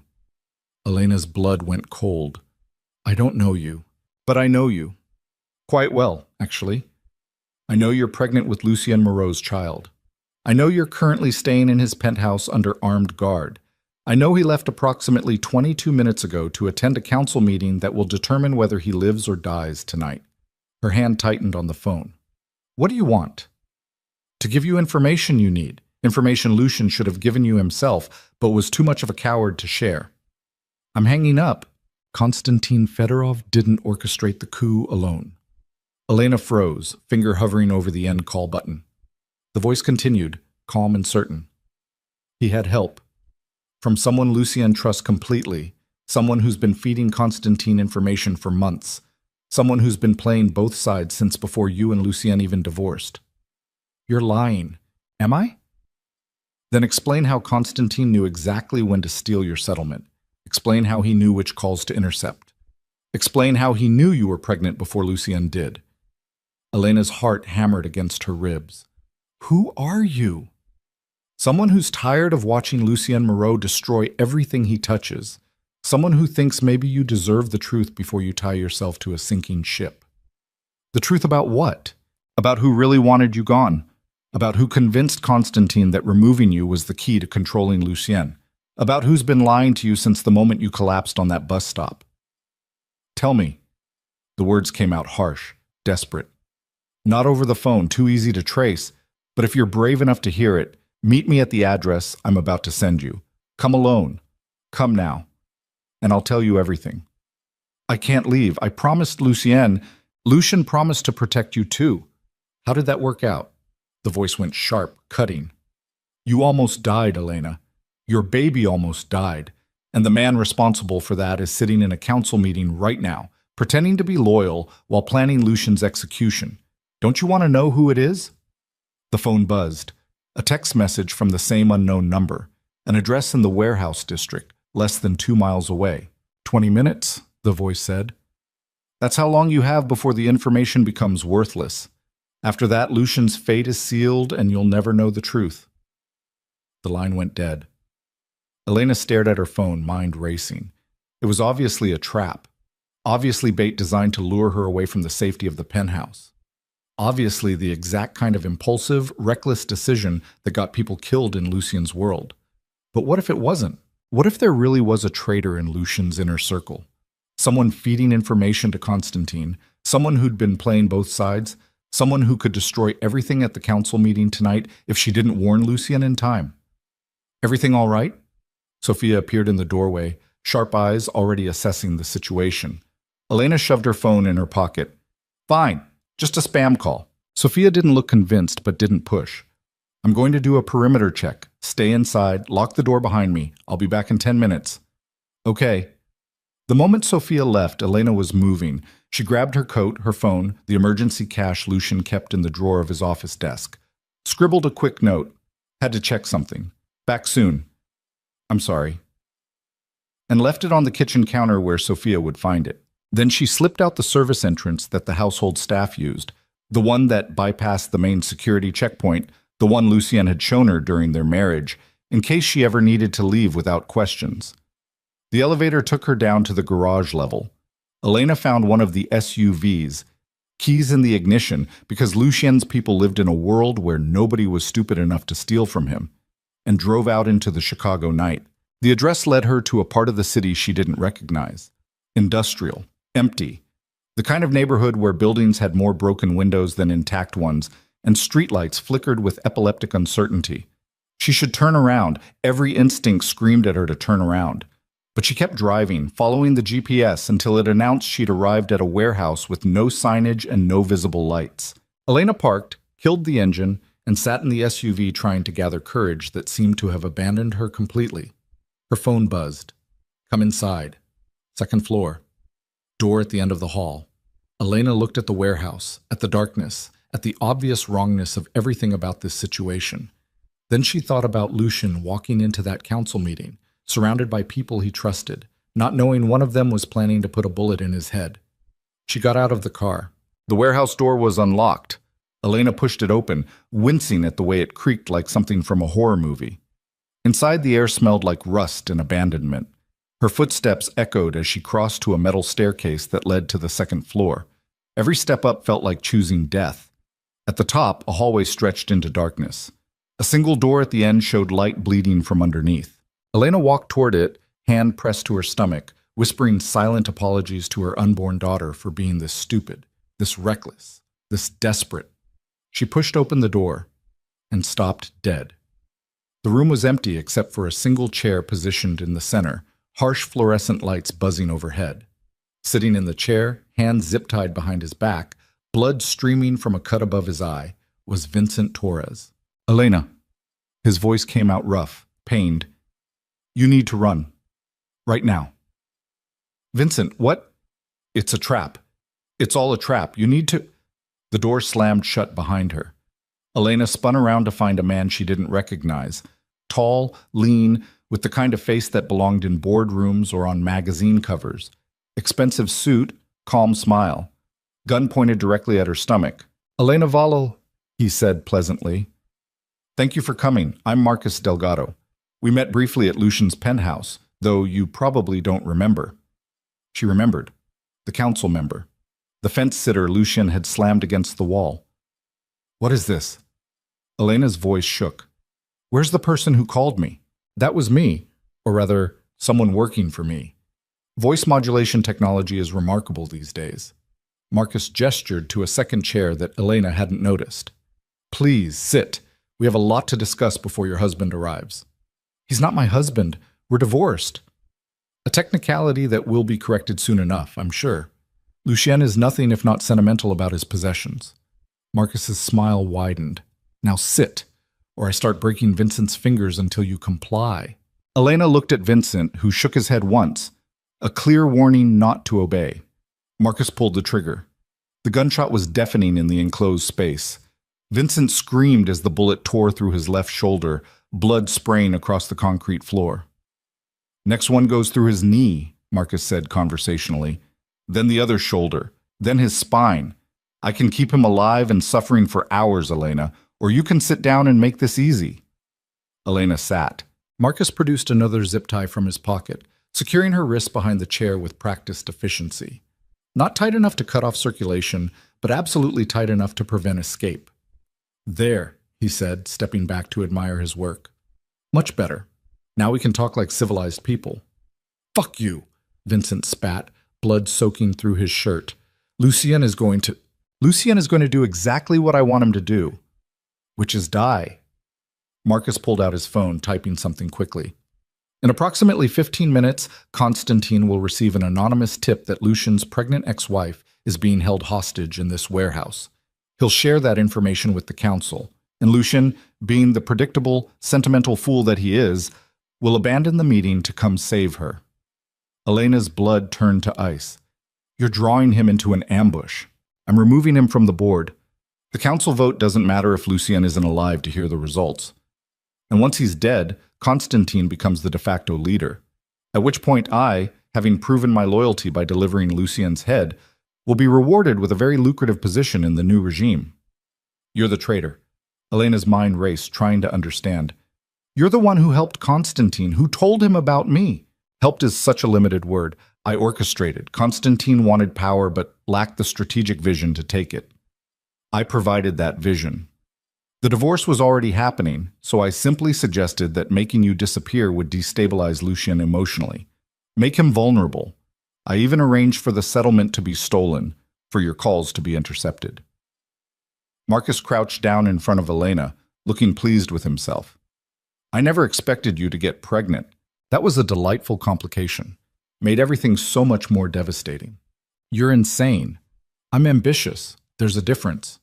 Marcus stood, checking his watch. Constantine should be sharing the news with the council right about now, which means Lucien will be leaving the meeting in 3, 2... His phone buzzed. Marcus looked at the screen and smiled. Right on schedule. He's already moving. Vincent, your boss is charging into my trap like a knight in a bad fairy tale. I'd say you failed in your job of keeping him rational, but honestly, this was always going to be the outcome. Lucien can't help himself. Show him something vulnerable, something he loves, and he abandons all strategy to protect it. Vincent's face had gone pale from blood loss. You won't get away with this. Even if you kill Lucien, his people will hunt you down. His people will work for me. Or they'll die. That's how succession works in our world. Marcus walked to the room's single window, looking out over the warehouse district. I've already secured loyalty from 6 key lieutenants.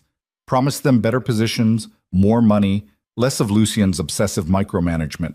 By tomorrow morning, anyone still loyal to the old regime will be a liability easily eliminated. Elena tested the zip tie binding her wrists. Too tight. She couldn't slip free without dislocating a thumb, and even then it would take time she didn't have. Why tell us all this? She asked, trying to keep Marcus talking, trying to buy time to think. If you're so confident, why not just kill us and wait for Lucien? Because I want you to understand.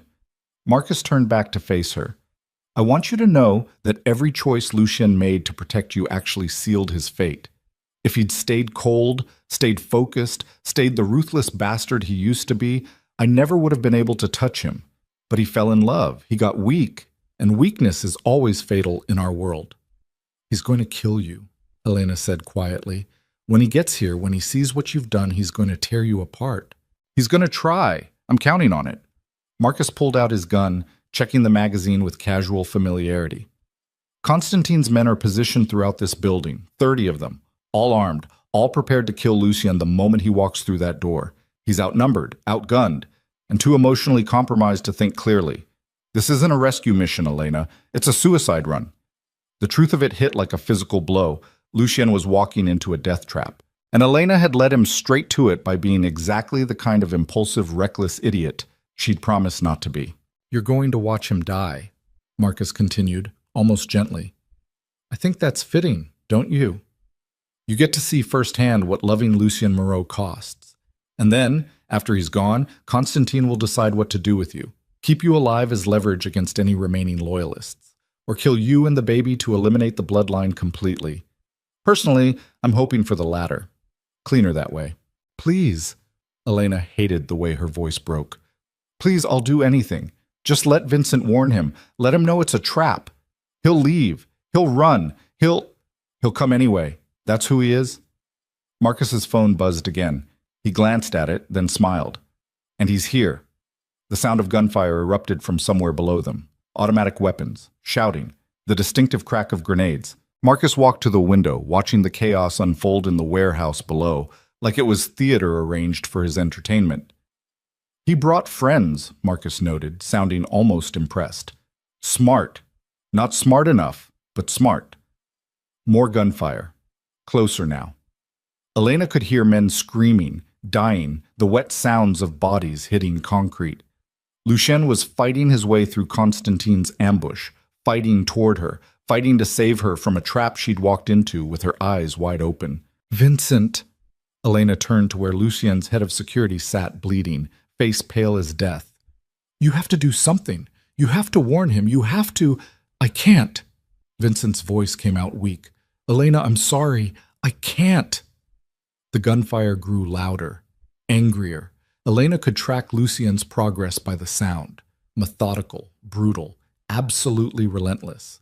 He was cutting through Constantine's men like they were nothing, and Marcus just stood there watching with clinical interest. 15 men dead, Marcus commented. 16. He's better than I gave him credit for. Constantine should have sent more. It's not too late, Elena tried desperately. You can still walk away, take your money, and disappear. Lucien never has to know you. Oko. Elena, stop. Just stop. Marcus turned to face her, and his expression had gone cold. I don't want to walk away. I want to watch him bleed. I want to see the look on his face when he realizes he failed to protect you. I want to take everything from him the way he's taken everything from people like me for years. People like you? People who worked for his father, who built this organization, who got pushed aside when Lucien took over and started running things like his personal kingdom instead of a collective enterprise. Marcus's voice hardened. I've waited 8 years for this. 8 years of pretending to be loyal while watching him parade around like he's entitled to power he inherited through murder. So no, Elena, I'm not walking away. I'm finishing what I started. The gunfire stopped. The silence that followed was somehow worse. Marcus checked his phone. 23 dead. Lucien's still alive. He's on the stairs now, coming up to this floor. Elena's heart hammered so hard she thought her ribs might crack. Marcus positioned himself behind Elena's chair, gun pressed against the back of her head. Here's what's going to happen, he said quietly. Lucien's going to come through that door. He's going to see you. He's going to drop his weapon because that's what men like him do when the woman they love is in danger. And then I'm going to shoot him. Not fatally. Not at first. I want him conscious when I kill you. I want him to feel it. You're a monster, Elena whispered. I'm a businessman. Lucien's the monster. I'm just better at it than he is. Footsteps in the hallway. Heavy. Running. The door exploded inward, kicked off its hinges.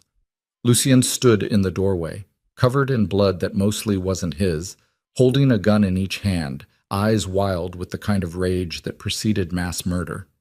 Those eyes found Elena, found the gun pressed to her head, found Marcus standing behind her, smiling.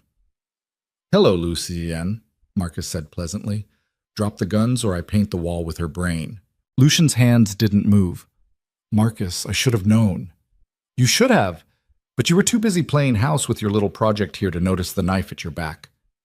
Marcus pressed the gun harder against Elena's skull, making her whimper. Guns, on the floor, now, or she dies. For one terrible moment, Elena thought Lucien might refuse, might calculate the odds and decide saving himself was worth sacrificing her, might finally choose survival over sentiment. But his hands opened. The guns clattered to the concrete floor. Good dog, Marcus said. Now kick them away. Lucien obeyed, sending the weapons skittering across the room, putting them out of reach. Marcus smiled. See, Elena? I told you. Predictable. Sentimental. Weak. Let her go. Lucien's voice came out dead calm, which was somehow more terrifying than if he'd been shouting. This is between us. She's got nothing to do with your issues with me. She's got everything to do with it. She's the reason you're soft, the reason you're vulnerable, the reason I can kill you. Marcus gestured with his free hand. On your knees. Lucien didn't move. On your knees or I shoot her in the spine and let her spend the rest of her short life paralyzed. Slowly, maintaining eye contact with Elena the entire time, Lucien sank to his knees. Better, Marcus said. Now you stay right there while I explain how this is going to work. First, I'm going to shoot you in the gut. Painful, but not immediately fatal. Then, I'm going to shoot Vincent in the head because he's bleeding out anyway, and I'm not completely heartless.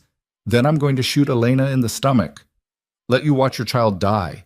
After that, Vincent moved. Despite the bullet in his shoulder, despite the blood loss, despite being zip-tied to a chair, Vincent threw his entire body weight sideways, chair and all, slamming into Marcus's legs. The gun went off. The bullet missed Elena's head by inches, punching through the chair back instead. Marcus stumbled, and Lucien was already moving, crossing the distance faster than should have been possible, tackling Marcus to the ground before he could recover his balance. They hit the concrete hard, both scrambling for the gun that had gone skittering across the floor. Lucien got there first, spun, fired. The bullet caught Marcus in the chest, dead center, dropping him like a puppet with cut strings. For a moment, the warehouse was absolutely silent except for ragged breathing and the sound of blood dripping onto concrete. Then Lucien was at Elena's side, producing a knife from somewhere, cutting through the zip ties with shaking hands. "Are you hurt?" His hands ran over her, checking for injuries, for blood, for any sign she'd been damaged. "Did he hurt you? The baby? Is the baby?" "We're fine." Elena's voice came out steadier than she felt. "Vincent. Check Vincent." But they both knew from the amount of blood pooled beneath Vincent's chair that fine wasn't an option anymore. Lucien crossed to his head of security, kneeling beside him. Vincent's face had gone gray, his breathing shallow and irregular. "Boss," Vincent managed. "Sorry, should have stopped her. Should have—" "Don't." Lucien's voice cracked. "Don't apologize. You saved her life. You saved my life. You— Get her out!" Vincent's eyes were already glazing over. "Get her out of Chicago. Constantine's still out there, still dangerous. You can't trust anyone now. Just get her somewhere safe." And his breath caught, held, didn't start again. Lucien stayed kneeling beside Vincent's body for a long moment, one hand pressed against his friend's chest like he could somehow restart the heart that had stopped beating. Then he stood, turned to Elena, and she saw something in his eyes that terrified her more than anything else that had happened tonight. "We're leaving," he said. "Right now. No arguments." "Lucien?" Marcus was right about one thing. I've been weak, sentimental, too focused on protecting you to see the knives at my back. His voice went flat, empty. "That ends now." He crossed to where his guns had fallen, collecting them with mechanical efficiency. Then he grabbed Marcus's gun too, checking the magazine, adding it to his arsenal. "The council meeting," Elena said. "The vote. You have to—" "The vote doesn't matter anymore. Constantine wins by default if I'm not there. Which means Chicago isn't safe. This building isn't safe. The penthouse isn't safe. Nothing is safe until I eliminate every single person who betrayed me." "How many people is that?" Lucien looked at her, and the coldness in his expression made her blood freeze. "All of them." They left through the back exit, Lucien moving with the kind of hyper-focused awareness that came from knowing death was hunting them. Outside, the warehouse district was crawling with sirens. Police, ambulances, probably federal agents too, because 30 dead bodies tended to attract attention. Lucien led Elena to a car she didn't recognize, something black and expensive that had been waiting in a lot 3 blocks away. "Get in." Elena obeyed, too shocked to argue, too terrified to process what had just happened. Lucien drove in silence, taking turns seemingly at random, doubling back, checking mirrors with paranoid frequency. They'd been driving for 20 minutes before Elena found her voice. "Where are we going?" "Somewhere Constantine can't find us." Lucien's hands were white-knuckled on the steering wheel. "I have safe houses, places nobody knows about. We'll hole up, regroup, figure out our next move." "Our next move is running?" "Our next move is surviving." He shot her a look that could have cut glass. "You almost died tonight, Elena. You and our daughter, because you couldn't follow one simple instruction to stay in the goddamn penthouse." The words hit like a slap. "I thought I was helping," Elena said quietly. "I thought if there was a traitor, if someone was feeding information to Constantine, you needed to know before—" "You thought?" Lucien laughed, bitter and sharp. "You thought. And Vincent died because of it. 23 of my men died because of it. And I almost lost you, because you thought you could play detective in a world you don't understand." "I'm sorry." "Sorry doesn't bring them back. Sorry doesn't change the fact that I'm now at war with my own organization. Sorry doesn't—" He stopped, jaw clenching so hard she heard teeth grind. "Just don't. Don't apologize. Don't explain. Don't make excuses. Just sit there and think about the fact that your impulsive decision cost Vincent his life." The guilt hit like a physical weight. Vincent had saved her. had thrown himself at Marcus despite the bullet wound, despite knowing it would probably kill him, because that was who he was, loyal to the end. And now he was dead, because Elena had been stupid enough to fall for an obvious trap, because she'd broken her promise to Lucian, because she'd thought she could help instead of realizing she was always going to be the liability, the weakness, the vulnerability that enemies would exploit. She pressed a hand to her stomach, feeling the baby move beneath her palm. This child was growing inside a mother who got people killed. This child would be born into a world at war. This child's father was currently driving them toward an uncertain future while his empire burned behind him. "I'm sorry," Elena whispered again, even though he'd told her not to. Lucien didn't respond. They drove through the night in suffocating silence, leaving Chicago behind as the city lights faded into darkness, carrying nothing but blood-stained clothes and the wreckage of everything they'd tried to build together. And somewhere behind them, Konstantin Fedorov smiled as he accepted the crown of an empire built on betrayal, not knowing that Lucien Moreau had already decided exactly how his uncle's story would end. Not with politics, not with votes, but with the kind of violence that would make the past 3 days look like a gentle warm-up for the war that was coming. The safe house was 2 hours outside Chicago, buried in the kind of rural nowhere that didn't have streetlights or neighbors, or anyone who'd ask questions about the blood-soaked man carrying a pregnant woman through the door at 3 a.m. It wasn't much. Single-story ranch house, peeling paint, furniture that looked like it had been pulled from a Goodwill dumpster. But the windows were reinforced, the doors were steel beneath their wooden facades, and the basement had enough weapons and ammunition to fight off a small army. Lucien had bought it 6 years ago under a shell company that couldn't be traced back to him. One of a dozen properties scattered across 3 states, all maintained for exactly this kind of emergency. Elena stood in the living room while Lucien moved through the house with military precision, checking locks, testing alarm systems, closing curtains against windows that looked out onto empty fields and darkness. "Bathroom's down the hall," he said without looking at her.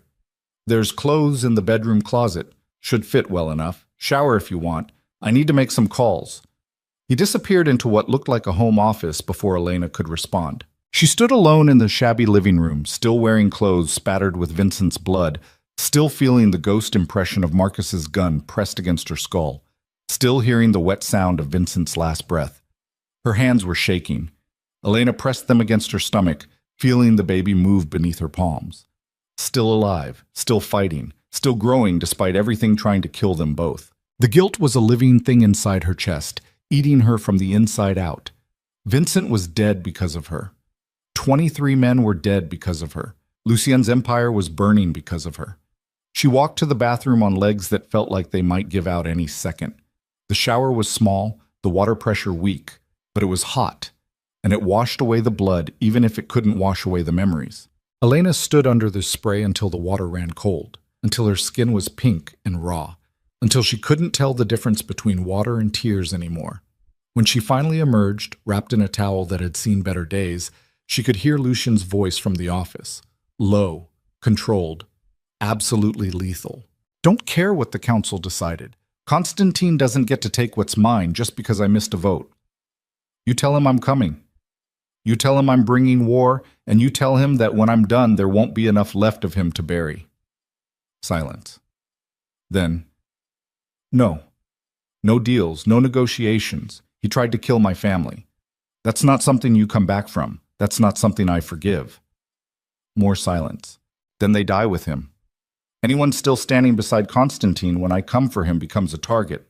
I don't care if they're scared. I don't care if he threatened them. They made their choice. Now they live with the consequences." The sound of something shattering, glass maybe, or ceramic. 3 days. That's how long you have to get out. After that, anyone still in Chicago is fair game. The call ended. Elena finished dressing in clothes she found in the bedroom, sweatpants and an oversized hoodie that probably belonged to whatever poor soul had used this safe house last.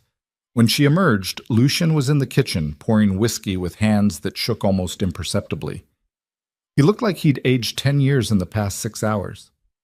"How bad is it?" Elena asked quietly.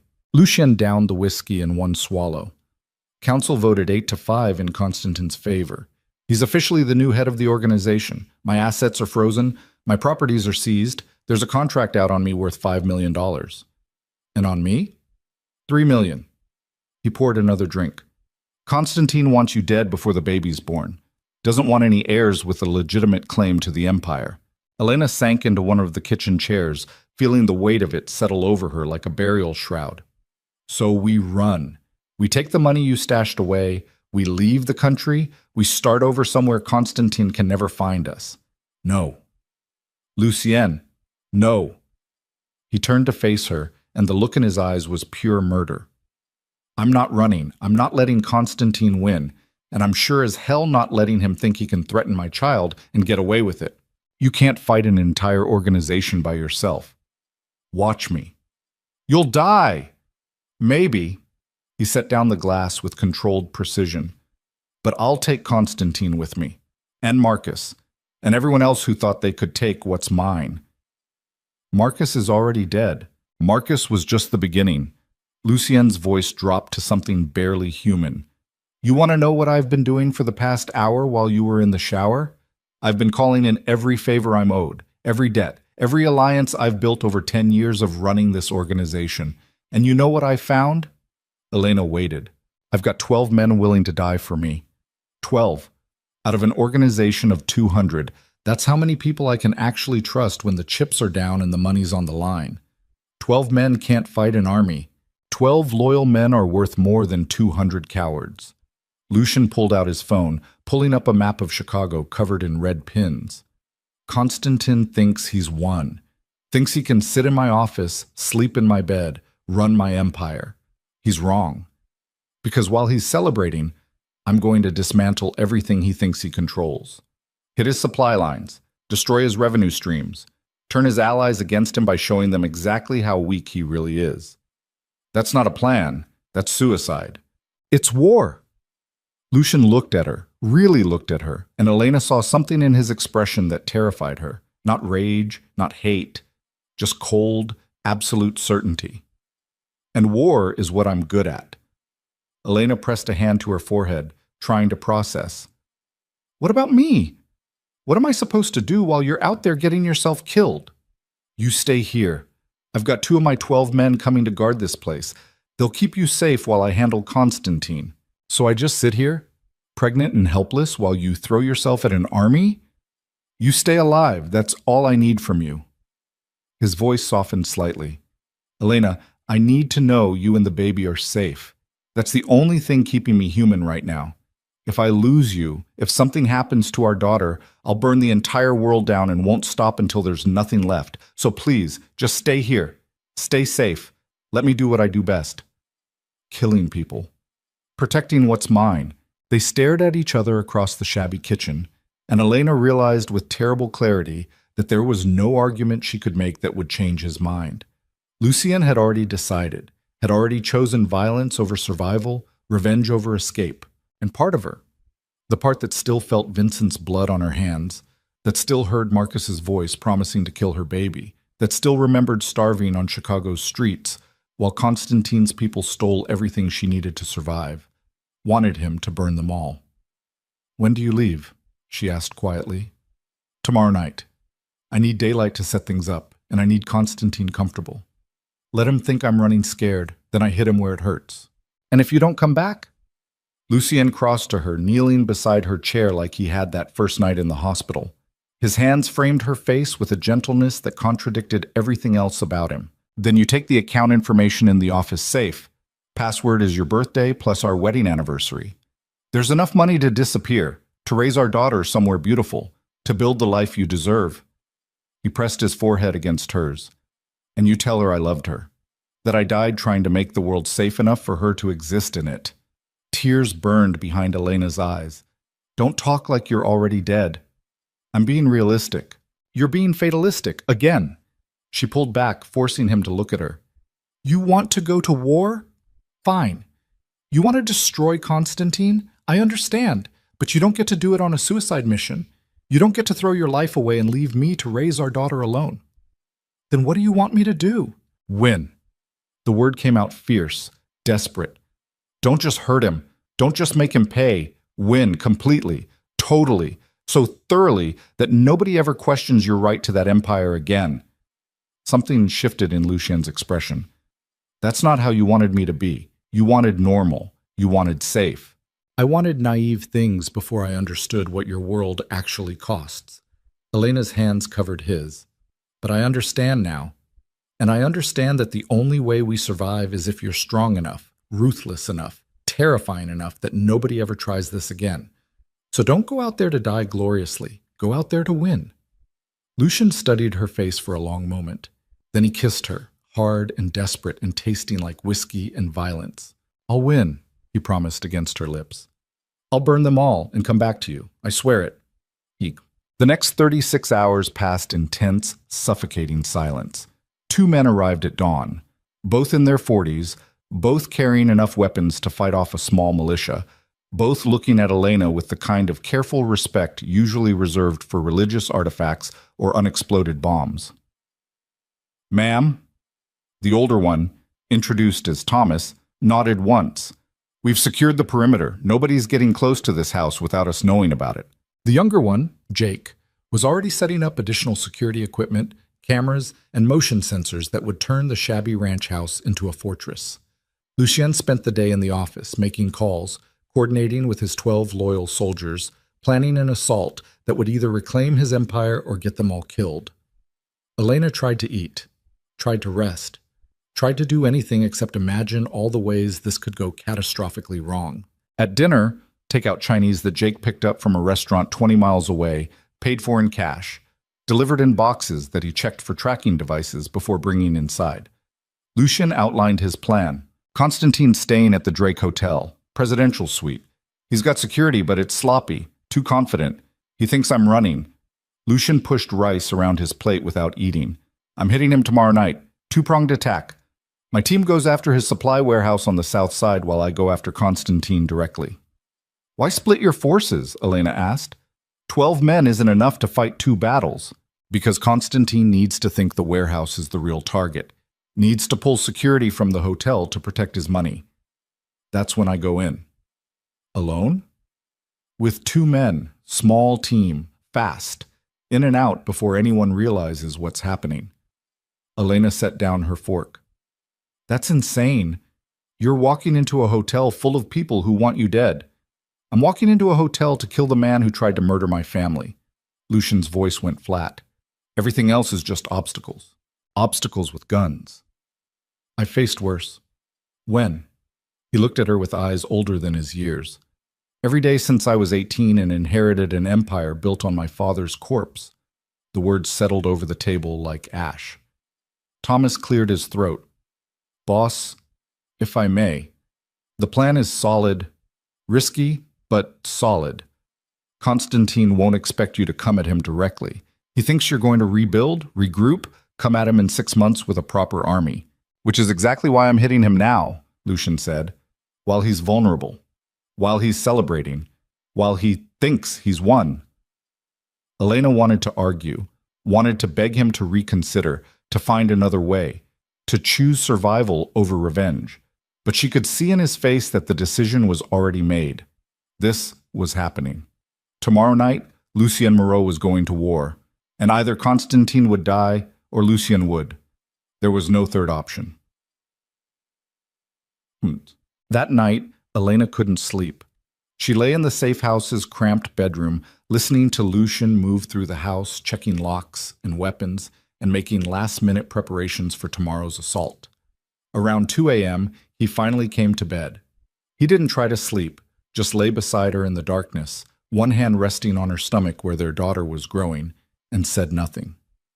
I'm scared, Elena whispered finally. I know. What if you don't come back? Then Thomas and Jake get you out of the country. I've already given them instructions. Mexico first, then South America, then wherever you want to go that Constantine can't reach. I don't want to run without you. You won't have a choice. His hand pressed a little firmer against her stomach. Promise me, if I don't make it. You run. You protect our daughter. You don't try to be brave or get revenge or any of the stupid shit that'll get you killed. Lucien, promise me, Elena. She was quiet for a long moment. Then, I promise. He pulled her closer, wrapping around her like he could shield her from the entire world through sheer force of will. They lay like that until dawn, not sleeping, just holding each other, memorizing the feel of skin against skin, trying to stretch a few hours into forever. When the sun finally rose, Lucien kissed her one last time, dressed in tactical black that made him look like death personified, and walked out the door without looking back. Elena stood at the window, watching his car disappear down the dirt road, one hand pressed to the glass like she could hold him there through sheer desperation. "He'll be fine," Thomas said from behind her. "Boss always comes through." Elena didn't respond, because they both knew that luck eventually ran out, and Lucien's had been running thin for a very long time. The day passed in agonizing slow motion. Elena tried to distract herself, read a book she couldn't focus on, watch television that might as well have been static, ate food that tasted like sawdust. Thomas and Jake maintained their watch, communicating in terse radio calls with Lucien's team, tracking the progress of the assault on Constantine's warehouse. At 6 p.m., the warehouse attack began. Elena listened to the radio chatter, trying to translate the military jargon and code words into something she could understand. Alpha Team in position. Confirmed. Warehouse security is minimal. 6 guards visible. Proceed with infiltration. Gunfire crackled through the radio, shouting. The distinctive sound of explosions. Charges set. Building is compromised. Fall back! Fall back! Building's coming down. A massive explosion that Elena could hear even through the radio's tinny speakers. Then, cutting through the chaos, a voice she didn't recognize. Security's pulling out. Hotel's losing people. Boss was right. They're protecting the money. That was Lucien's cue. That was the moment he walked into the Drake Hotel to kill his uncle. Elena pressed a hand to her mouth, trying to breathe through the panic. Thomas was still monitoring the radio, face grim. Boss is going dark. Radio silence until the mission's complete. What does that mean?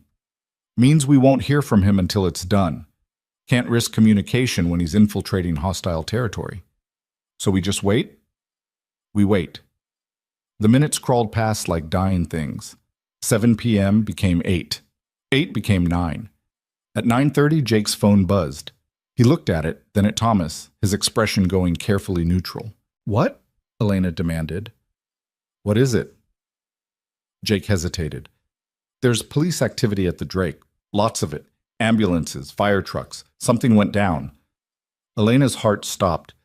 "Is Lucien—" "We don't know. Radio's still silent." Call him. Call him right now." Thomas pulled out a secure phone, dialing a number Elena didn't recognize. It rang and rang and rang. No answer. He tried again. Still nothing. "Maybe he's busy," Jake offered. "Maybe he's still—" Thomas's phone rang. He answered on the first ring. "Talk to me." His expression went very still, very careful. The kind of careful that preceded devastation. "Understood. Yes, we'll secure the package. Confirm when you can." He ended the call, looked at Elena, and she knew from his face that everything had just gone catastrophically wrong. "What happened?" Her voice came out steady despite the terror clawing at her throat. "Where's Lucien?" "That was Marco, the medic. He was with the backup team." Thomas's jaw tightened. "Boss made it to Constantine's suite. There was a fight. Constantine's dead, but what? But Constantine had more security than we thought. Boss took 3 bullets getting out. Marco's got him stabilized, but it's bad. They're bringing him here now." The world tilted sideways. Elena gripped the back of the couch, trying to stay upright. "How bad?" "One in the shoulder, one in the side, one in the leg." Thomas's voice was flat, clinical. "He's lost a lot of blood. Marco says the next few hours are critical. He needs a hospital." "Hospital means police. Police means arrest. He can't—" "I don't care." The words exploded out of her. "He's dying and you're worried about arrest records?" "I'm worried about keeping him alive long enough to recover," Thomas snapped back. "Hospital right now means cops crawling all over him, asking questions about the 23 bodies at that warehouse and the 6 dead guards at the Drake Hotel. He goes to a hospital, he ends up in prison, or dead from one of Constantine's remaining allies. Marco's good. Best combat medic in the business. If anyone can save him, it's Marco." Elena wanted to argue, wanted to scream that she didn't care about prison or allies or any of it. She just wanted Lucien alive. But she also knew Thomas was right. So she just stood there, numb and terrified, waiting for the man she loved to arrive bleeding and broken from a war he'd insisted on fighting. The car pulled up 40 minutes later. Marco came through the door first, already barking orders. "Clear the kitchen table. I need light. I need towels. I need every piece of medical equipment in this house right goddamn now." Jake and Thomas moved immediately, transforming the shabby kitchen into something resembling an operating theater. Then two more men Elena didn't recognize carried Lucian through the door. He was unconscious, pale as death, soaked in so much blood that Elena couldn't tell where the wounds ended and his clothes began. "Oh God," she heard herself whisper. "Oh God, Lucian." They laid him on the table. Marco was already cutting away the blood-soaked tactical gear, exposing bullet wounds that looked like something from a nightmare.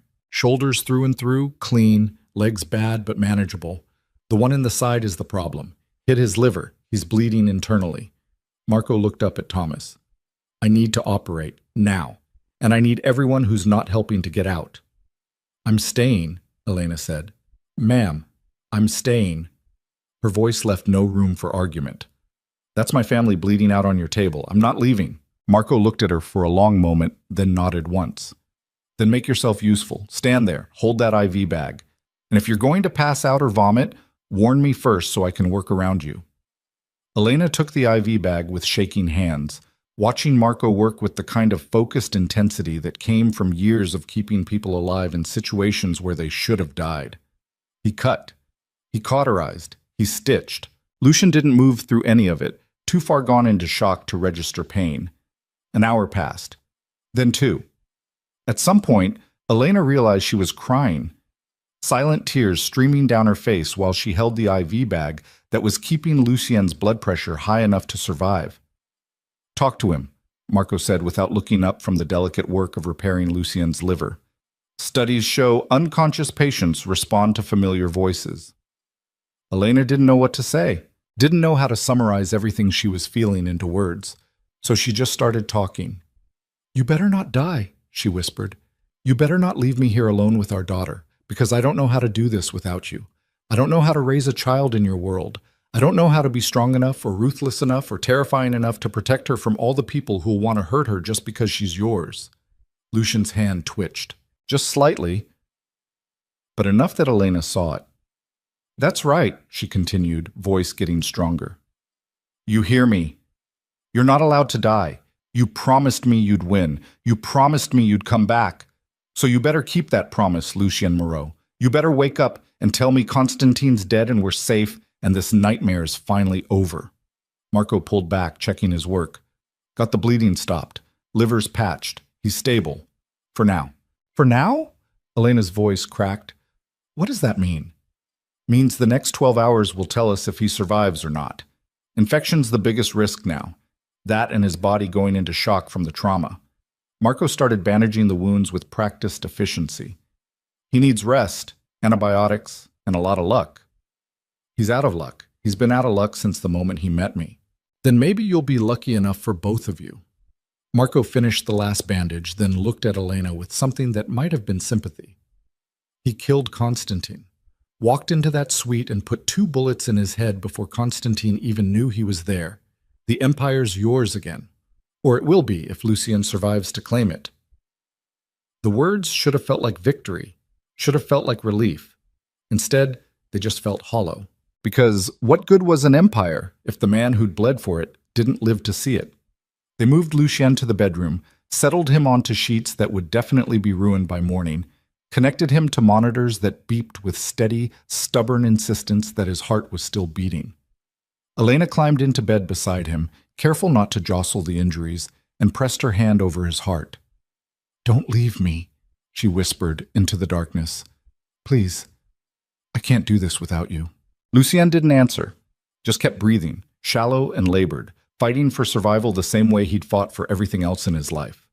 Brutal, relentless, refusing to surrender even when death reached for him with greedy hands. And Elena lay beside him through the longest night of her life, feeling their daughter move inside her, listening to the monitors confirm he was still alive, still fighting, still refusing to give up. Because if Lucien Moreau had taught her anything, it was this. Survival wasn't about being strong enough. It was about being stubborn enough to keep breathing when everything tried to stop you. and Lucien had always been the most stubborn bastard she'd ever met. So she held his hand, counted his heartbeats, and willed him to live through sheer force of desperate love. While outside the safe house, the city of Chicago woke to news that Konstantin Fedorov was dead, and the criminal empire he'd ruled for less than 48 hours was already tearing itself apart in the power vacuum left behind. Lucien opened his eyes on the third day. Not dramatically. Not with gasping or confusion or any of the theatrical bullshit movies made dying look like. He just blinked once, twice, his gaze finding the water-stained ceiling of the safe house bedroom, then sliding sideways to where Elena sat in a chair beside the bed, half asleep with her hand wrapped around his. "You look terrible," he said, his voice like gravel scraped across concrete. Elena's head snapped up. For a moment she just stared at him, like her brain couldn't process that he was actually awake, actually talking, actually alive. Then she was crying, messy and ugly and relieved, pressing her face against his chest while being careful not to jostle the bandages. "You bastard," she sobbed. "You absolute bastard. You were supposed to come back safe. You promised." "I came back." His hand moved to her hair, fingers threading through the tangles. "I won. Konstantin's dead. That's what matters." "You almost died." "But I didn't." He tried to sit up, grimaced, gave up. "How long was I out?" 72 hours. Marco said if you didn't wake up by tonight, we'd have to risk moving you to a hospital. Elena pulled back, wiping her eyes with the heel of her hand. "The baby's fine. I'm fine, and you're an idiot." "Noted." Lucien's gaze swept the room, taking inventory. "Where's Thomas?" "Coordinating with your people. Apparently killing Konstantin created a power vacuum. Half the organization wants you back. The other half is fighting over the scraps." "Standard." He closed his eyes briefly, looking exhausted even from that short conversation. "Help me up." "Absolutely not. Marco said—" "I don't care what Marco said. If my organization is tearing itself apart, I need to be visible, need to show strength. Can't do that from a bed." "You can't even sit up without passing out." "Then I'll pass out standing." His jaw set with the kind of stubborn determination that had kept him alive through 3 bullet wounds. "Elena, please. I need to do this." She wanted to argue, wanted to tell him he was being ridiculous, that his pride wasn't worth reopening his wounds, that the Empire could wait while he healed.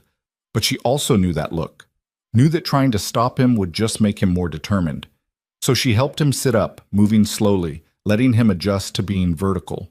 His face went gray with pain, but he didn't complain, just gritted his teeth and pushed through it. By the time Thomas appeared in the doorway 20 minutes later, Lucien was dressed in clean clothes, sitting in a chair like he wasn't currently held together by stitches and sheer willpower. "Boss?" Thomas's expression flickered between relief and concern. "You should be resting." "I'll rest when I'm dead." "What's the situation?" Thomas glanced at Elena, then back at Lucien. "You want the diplomatic version or the truth?" "Always the truth. It's a shit show. Konstantin's inner circle scattered the moment word got out he was dead. Some went to ground, some tried to flee the city. We picked up 3 trying to board a flight to Mexico City. They're in holding, waiting for your orders." "Kill them." The words came out flat, emotionless, like he was ordering coffee instead of executions. Thomas nodded. "Already done. But that's the easy part. The hard part is the council. They're demanding a meeting, want to confirm your leadership officially, want assurances that there won't be retaliation for voting against you. They want forgiveness." Lucien's laugh was bitter. "For choosing Konstantin, for stealing my empire, for putting a price on my family's heads.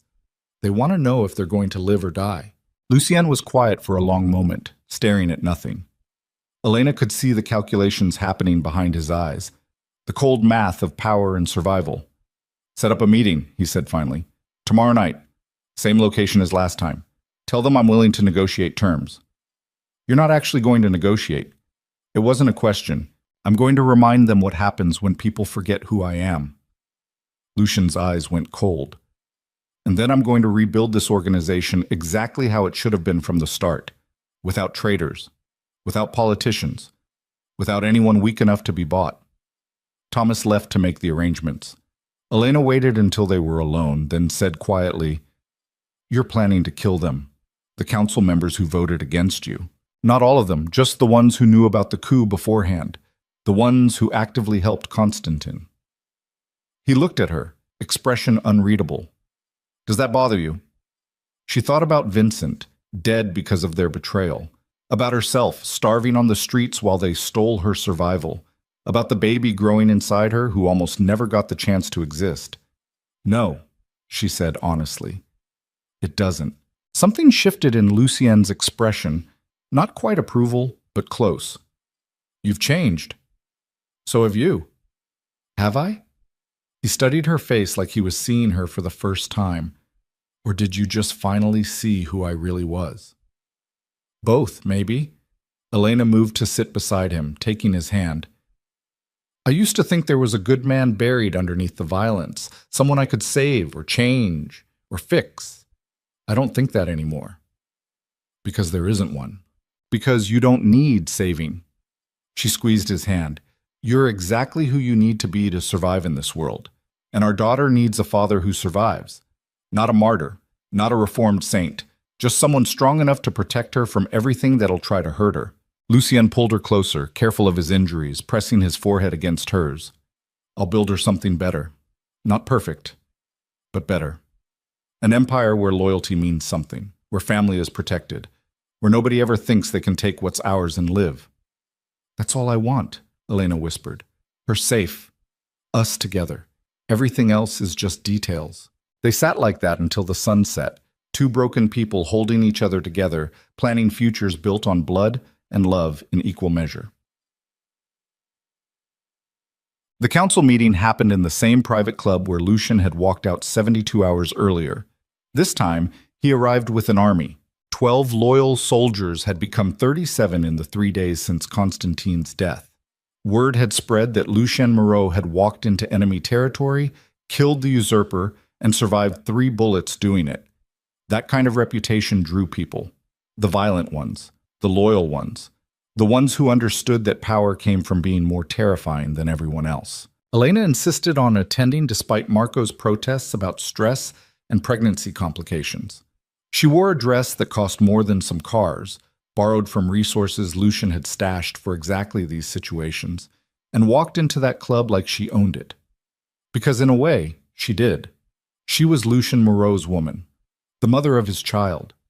And in the world they'd built together from violence and desperation, that made her untouchable. The council was already assembled when they arrived. 13 members, minus the 3 who'd fled and been executed, plus 1 empty seat where Marcus Delgado had sat before dying in that warehouse. They all stood when Lucien entered. Respect or fear, hard to tell the difference. Lucien took his place at the head of the table, Elena standing beside him, Thomas and Marco flanking them like guardian angels carved from steel and loyalty. Sit, Lucien said. They sat. He let the silence stretch, watching them squirm, watching fear work its way across faces that had voted to replace him less than a week ago. I'm going to make this simple, Lucien said finally. Constantine is dead. Marcus is dead. 3 others who tried to run are dead, which means I'm currently short 5 council members. That's 5 seats that need filling, 5 opportunities for advancement. The council members exchanged glances, confused, wary. But first, Lucien continued, we need to address the elephant in the room. 8 of you voted against me. 8 of you chose Constantine's leadership over mine. That's treason by any reasonable definition. So before we talk about rebuilding, before we talk about the future, we need to talk about consequences. Lucien, one of them started to speak. I'm not finished. His voice cut like a blade. I've spent the past 3 days investigating, pulling records, interviewing people, tracking money. And you know what I found? 5 of you knew about the coup beforehand, actively participated in planning it, helped Constantine orchestrate my wife's destruction, and then voted to legitimize his takeover.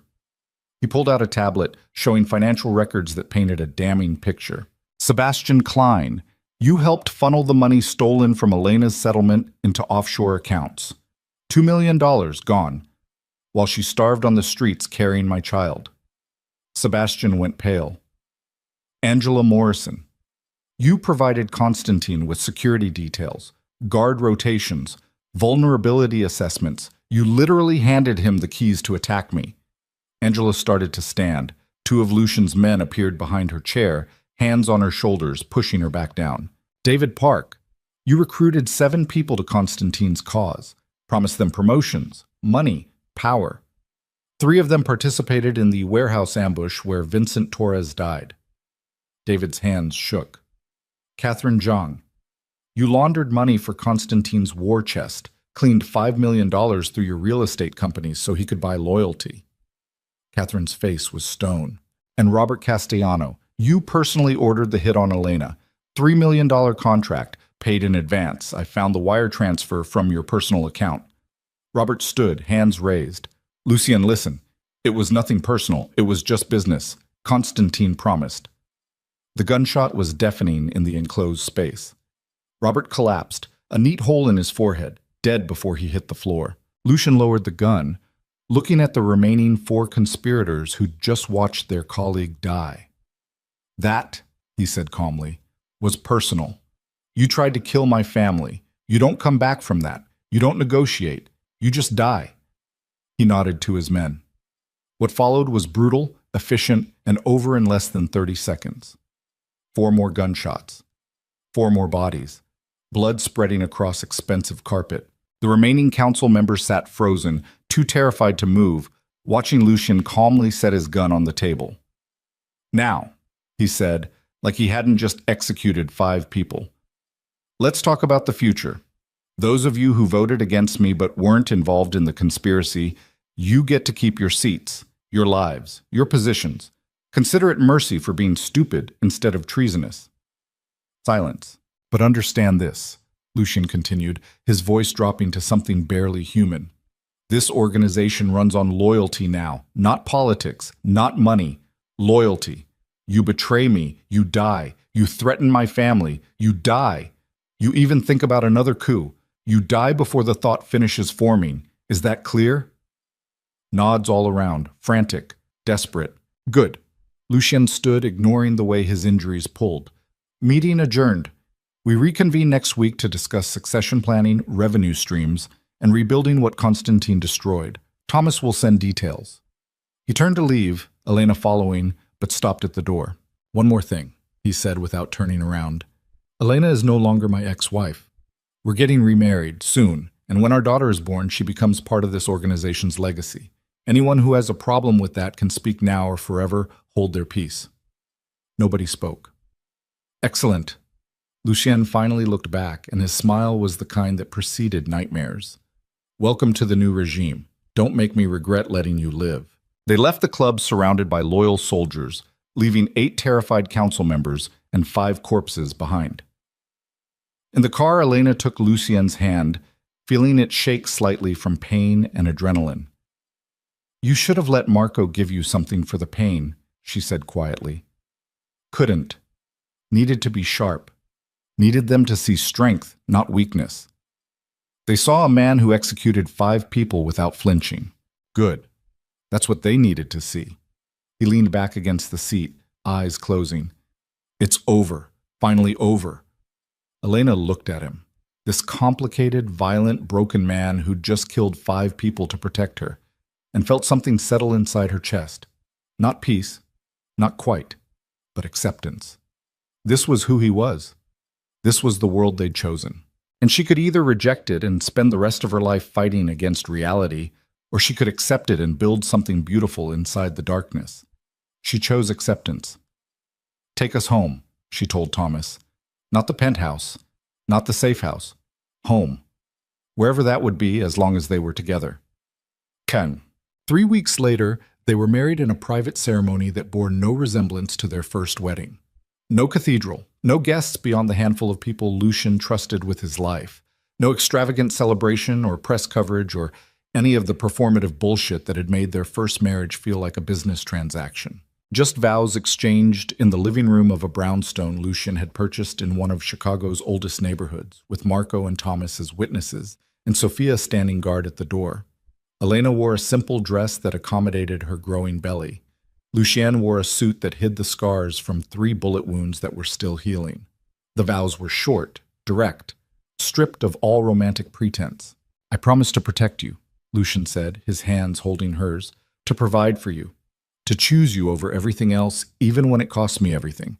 I promise to be the father our daughter deserves and the partner you need, even when I'm not the man you wanted." Elena's throat tightened. "I promise to stand beside you, to accept who you are without trying to change you, to raise our daughter in this world you've built and teach her to be strong enough to survive it. I promise to love you even when it's hard, even when it's terrifying, even when everyone tells me I shouldn't." No officiant declared them husband and wife. No music played. No applause erupted. Lucian just pulled her close and kissed her like she was the only thing keeping him tethered to humanity. And maybe she was. The brownstone became their home. 3 stories, hardwood floors, windows that let in actual sunlight.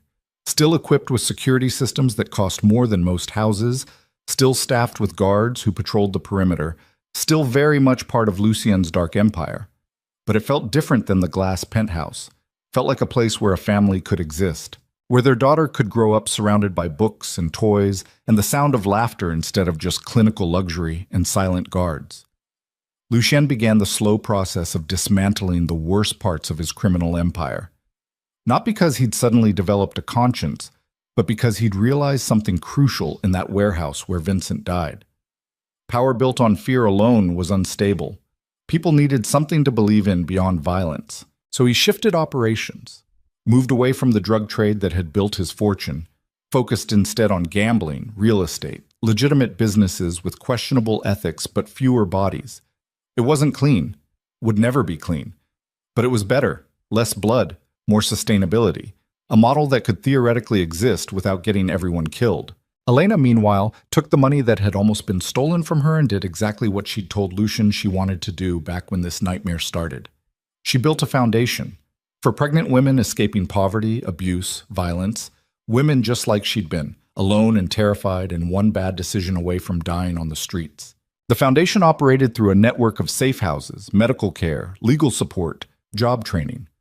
Everything Elena hadn't had when she needed it most. Everything she could provide now that Lucian's empire gave her the resources to do so. It was funded through laundered money, staffed partially by people on Lucian's payroll, and definitely operated in moral gray areas that would make legitimate charities uncomfortable. But it saved lives. Real lives. Women who would have died otherwise, who got second chances, who rebuilt themselves from nothing into something stronger. And if that required blood money and criminal connections, Elena didn't care anymore. She'd learned the hard way that purity was a luxury poor people couldn't afford. Survival required compromise, and she'd chosen to survive. Dunk. At 37 weeks pregnant, Elena stood in the nursery Lucien had built on the brownstone's second floor, assembling a crib while he watched from the doorway. "You're not supposed to be doing that," he said. "Dr. Chen specifically said no heavy lifting." "It's a crib, not a piano." Elena tightened another screw, refusing to admit her back was killing her. "And I'm not helpless just because I'm pregnant."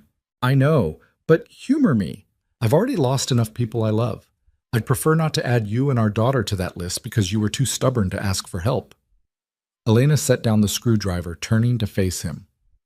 "How are you doing? Really?" Lucien's hand went unconsciously to his side, where the worst of the bullet wounds had been. The physical damage was mostly healed now, but she knew the other scars, the ones that didn't show, were still raw. "I dream about Vincent sometimes," he said quietly, "about that warehouse, about finding him bleeding out because I was too stupid to see Marcus's betrayal coming. It wasn't your fault, wasn't it? I'm the one who built an organization where people felt comfortable committing treason. I'm the one who trusted Marcus. I'm the one who... You're the one who survived." Elena crossed to him, taking his face in her hands. "You're the one who won, who rebuilt, who's standing here about to become a father instead of dying in some pointless gang war. Vincent made his choice. He saved my life knowing what it would cost. Don't dishonor that by drowning in guilt." Lucien pulled her close as her pregnant belly would allow, burying his face in her hair. "I don't know how to be a father," he whispered. "My dad died when I was 18, and everything I learned from him was about violence, control, dominance. I don't want to teach our daughter that. Don't want her growing up thinking love comes with conditions and survival requires cruelty. Then we teach her something different." Elena's hands moved to his chest, feeling his heartbeat. We teach her that love is complicated, that survival sometimes requires hard choices, that people can be both violent and tender, both dangerous and protective. We don't lie to her about what you are. We just make sure she knows you're also capable of being more. What if I'm not? You are. You already are. She guided his hand to her stomach, where their daughter was currently doing what felt like gymnastics. You built me a home. You rebuilt your empire into something less destructive. You execute traitors, but you also sit with me at 3 a.m. when I can't sleep because the baby's kicking. You're already more than just the monster people think you are. Lucian's hand pressed gently against her stomach, feeling the baby move beneath his palm. Something in his expression softened. What should we name her? He asked. They'd been avoiding this conversation for weeks. Dancing around it like naming the baby would make her too real, too vulnerable, too easy for the universe to take away. But she was coming. In a matter of weeks, maybe days, their daughter would exist outside Elena's body, would become a person instead of just a possibility. She deserved a name. I was thinking Isadora, Elena said quietly. It means gift in Greek. And she is, despite everything. Despite the violence and the fear and the absolute insanity of this whole situation, she's a gift. Isadora. Lucian tested the name, rolling it around like he was tasting something precious. Isadora Moreau. Isadora Vale Moreau, Elena corrected. She gets both our names, both our legacies, the good and the bad. There's no good in my legacy. There's you. That's good enough. He kissed her then, soft and careful, like she might break. And for the first time since this nightmare started, Elena felt something that might have been hope. Bag. Isadora Moreau was born on a Tuesday at 6:30 a.m., during a snowstorm that shut down half of Chicago. Dr. Chen arrived at the brownstone 90 minutes before Elena's water broke, having been on standby for the past week. Marco set up the medical equipment in the master bedroom, transforming it into a delivery room that rivaled most hospitals. The labor was 12 hours of hell. Lucien stayed beside Elena the entire time, holding her hand while she screamed curses that would make sailors blush, letting her squeeze hard enough to bruise, whispering encouragement that probably didn't help, but at least gave her something to focus on besides the pain. When Isadora finally emerged, small and wrinkled and absolutely perfect, crying with the kind of outrage that suggested she hadn't asked to be born into this insane world, something fundamental shifted in the brownstone.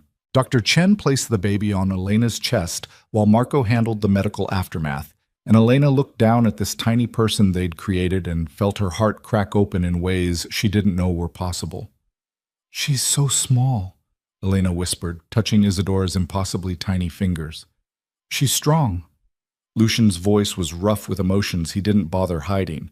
Look at her grip. Isadora's hand had closed around his finger, holding on with surprising strength for someone less than 5 minutes old.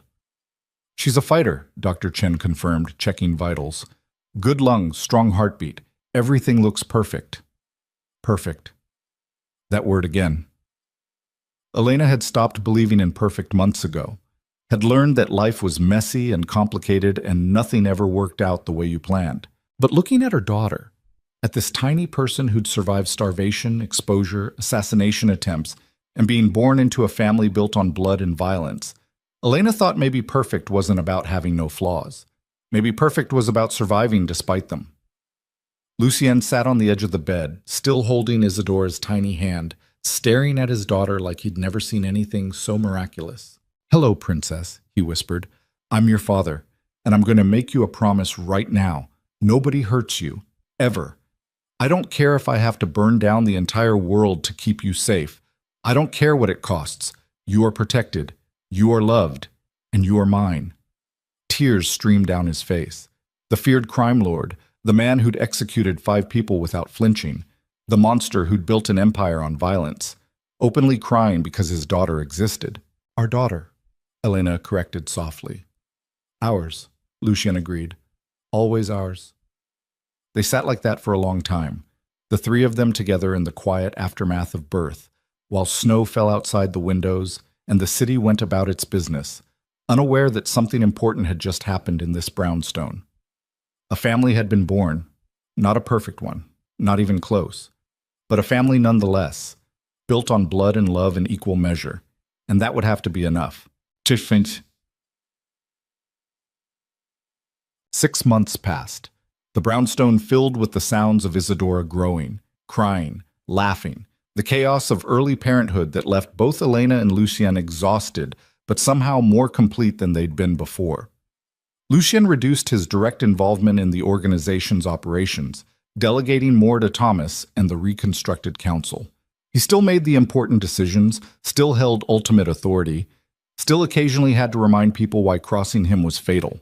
But he also spent afternoons on the nursery floor, playing with Isadora, while Elena worked on expanding her foundation. Spent evenings cooking dinner instead of attending meetings. Spent nights walking the floors with a crying baby instead of walking the streets with a gun. He was still dangerous, still ruthless when circumstances required, still absolutely capable of violence. But he was also present, available, human in ways he'd never allowed himself to be before. Elena watched him change day by day, saw the hardness in his eyes soften slightly when he looked at their daughter, saw the way he prioritized being home for bedtime over dealing with whatever crisis the organization was facing. "You're different," she told him one night after they'd finally gotten Isadora to sleep. "Am I?" Lucien poured wine for both of them, settling onto the couch beside her. "You smile more. You're less—" She searched for the right word. Less cold. Less distant. Like becoming a father thawed something frozen inside you. "Fatherhood is terrifying," he said honestly. "Every day I wake up and realize I'm responsible for keeping another person alive. Not just physically safe, but emotionally healthy, psychologically stable. And I have no idea if I'm doing it right. If she'll grow up traumatized by having me as a father. If she'll hate me for the things I've done. She won't hate you." "How do you know?" "Because you're trying." Elena took his hand. "You could have stayed the cold, distant crime lord and delegated parenting to nannies and guards. But you didn't. You show up. You're present. You love her fiercely and protect her absolutely. That's all any child really needs." Lucien was quiet, staring at their joined hands. "Vincent would have loved her," he said suddenly. "Would have been the world's most overprotective uncle. Would have spoiled her rotten." "He would have." Elena's throat tightened. "I think about him sometimes, about what he sacrificed, about how different things would be if he'd survived. He saved you, both of you. That's what matters." Lucien's grip tightened, "And I made sure his family was taken care of. His sister's kids, his mother. They'll never want for anything. It's not enough. Can never be enough. But it's something." "You're a good man, Lucien Moreau." He laughed bitterly. "I'm a lot of things. Good isn't one of them. You're good to us. That's enough." They sat in comfortable silence, drinking wine, listening to the sounds of their daughter sleeping upstairs and the city existing beyond their walls. And Elena realized something profound. She was happy. Not in the naive, uncomplicated way she'd been happy before she understood what Lucien's world actually cost, but in a deeper, more resilient way. The kind of happiness that came from surviving hell together and building something beautiful from the ashes.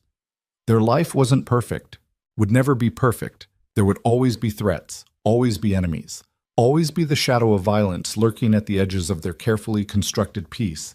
But they'd survived, they'd won, and they'd created a family strong enough to weather whatever came next.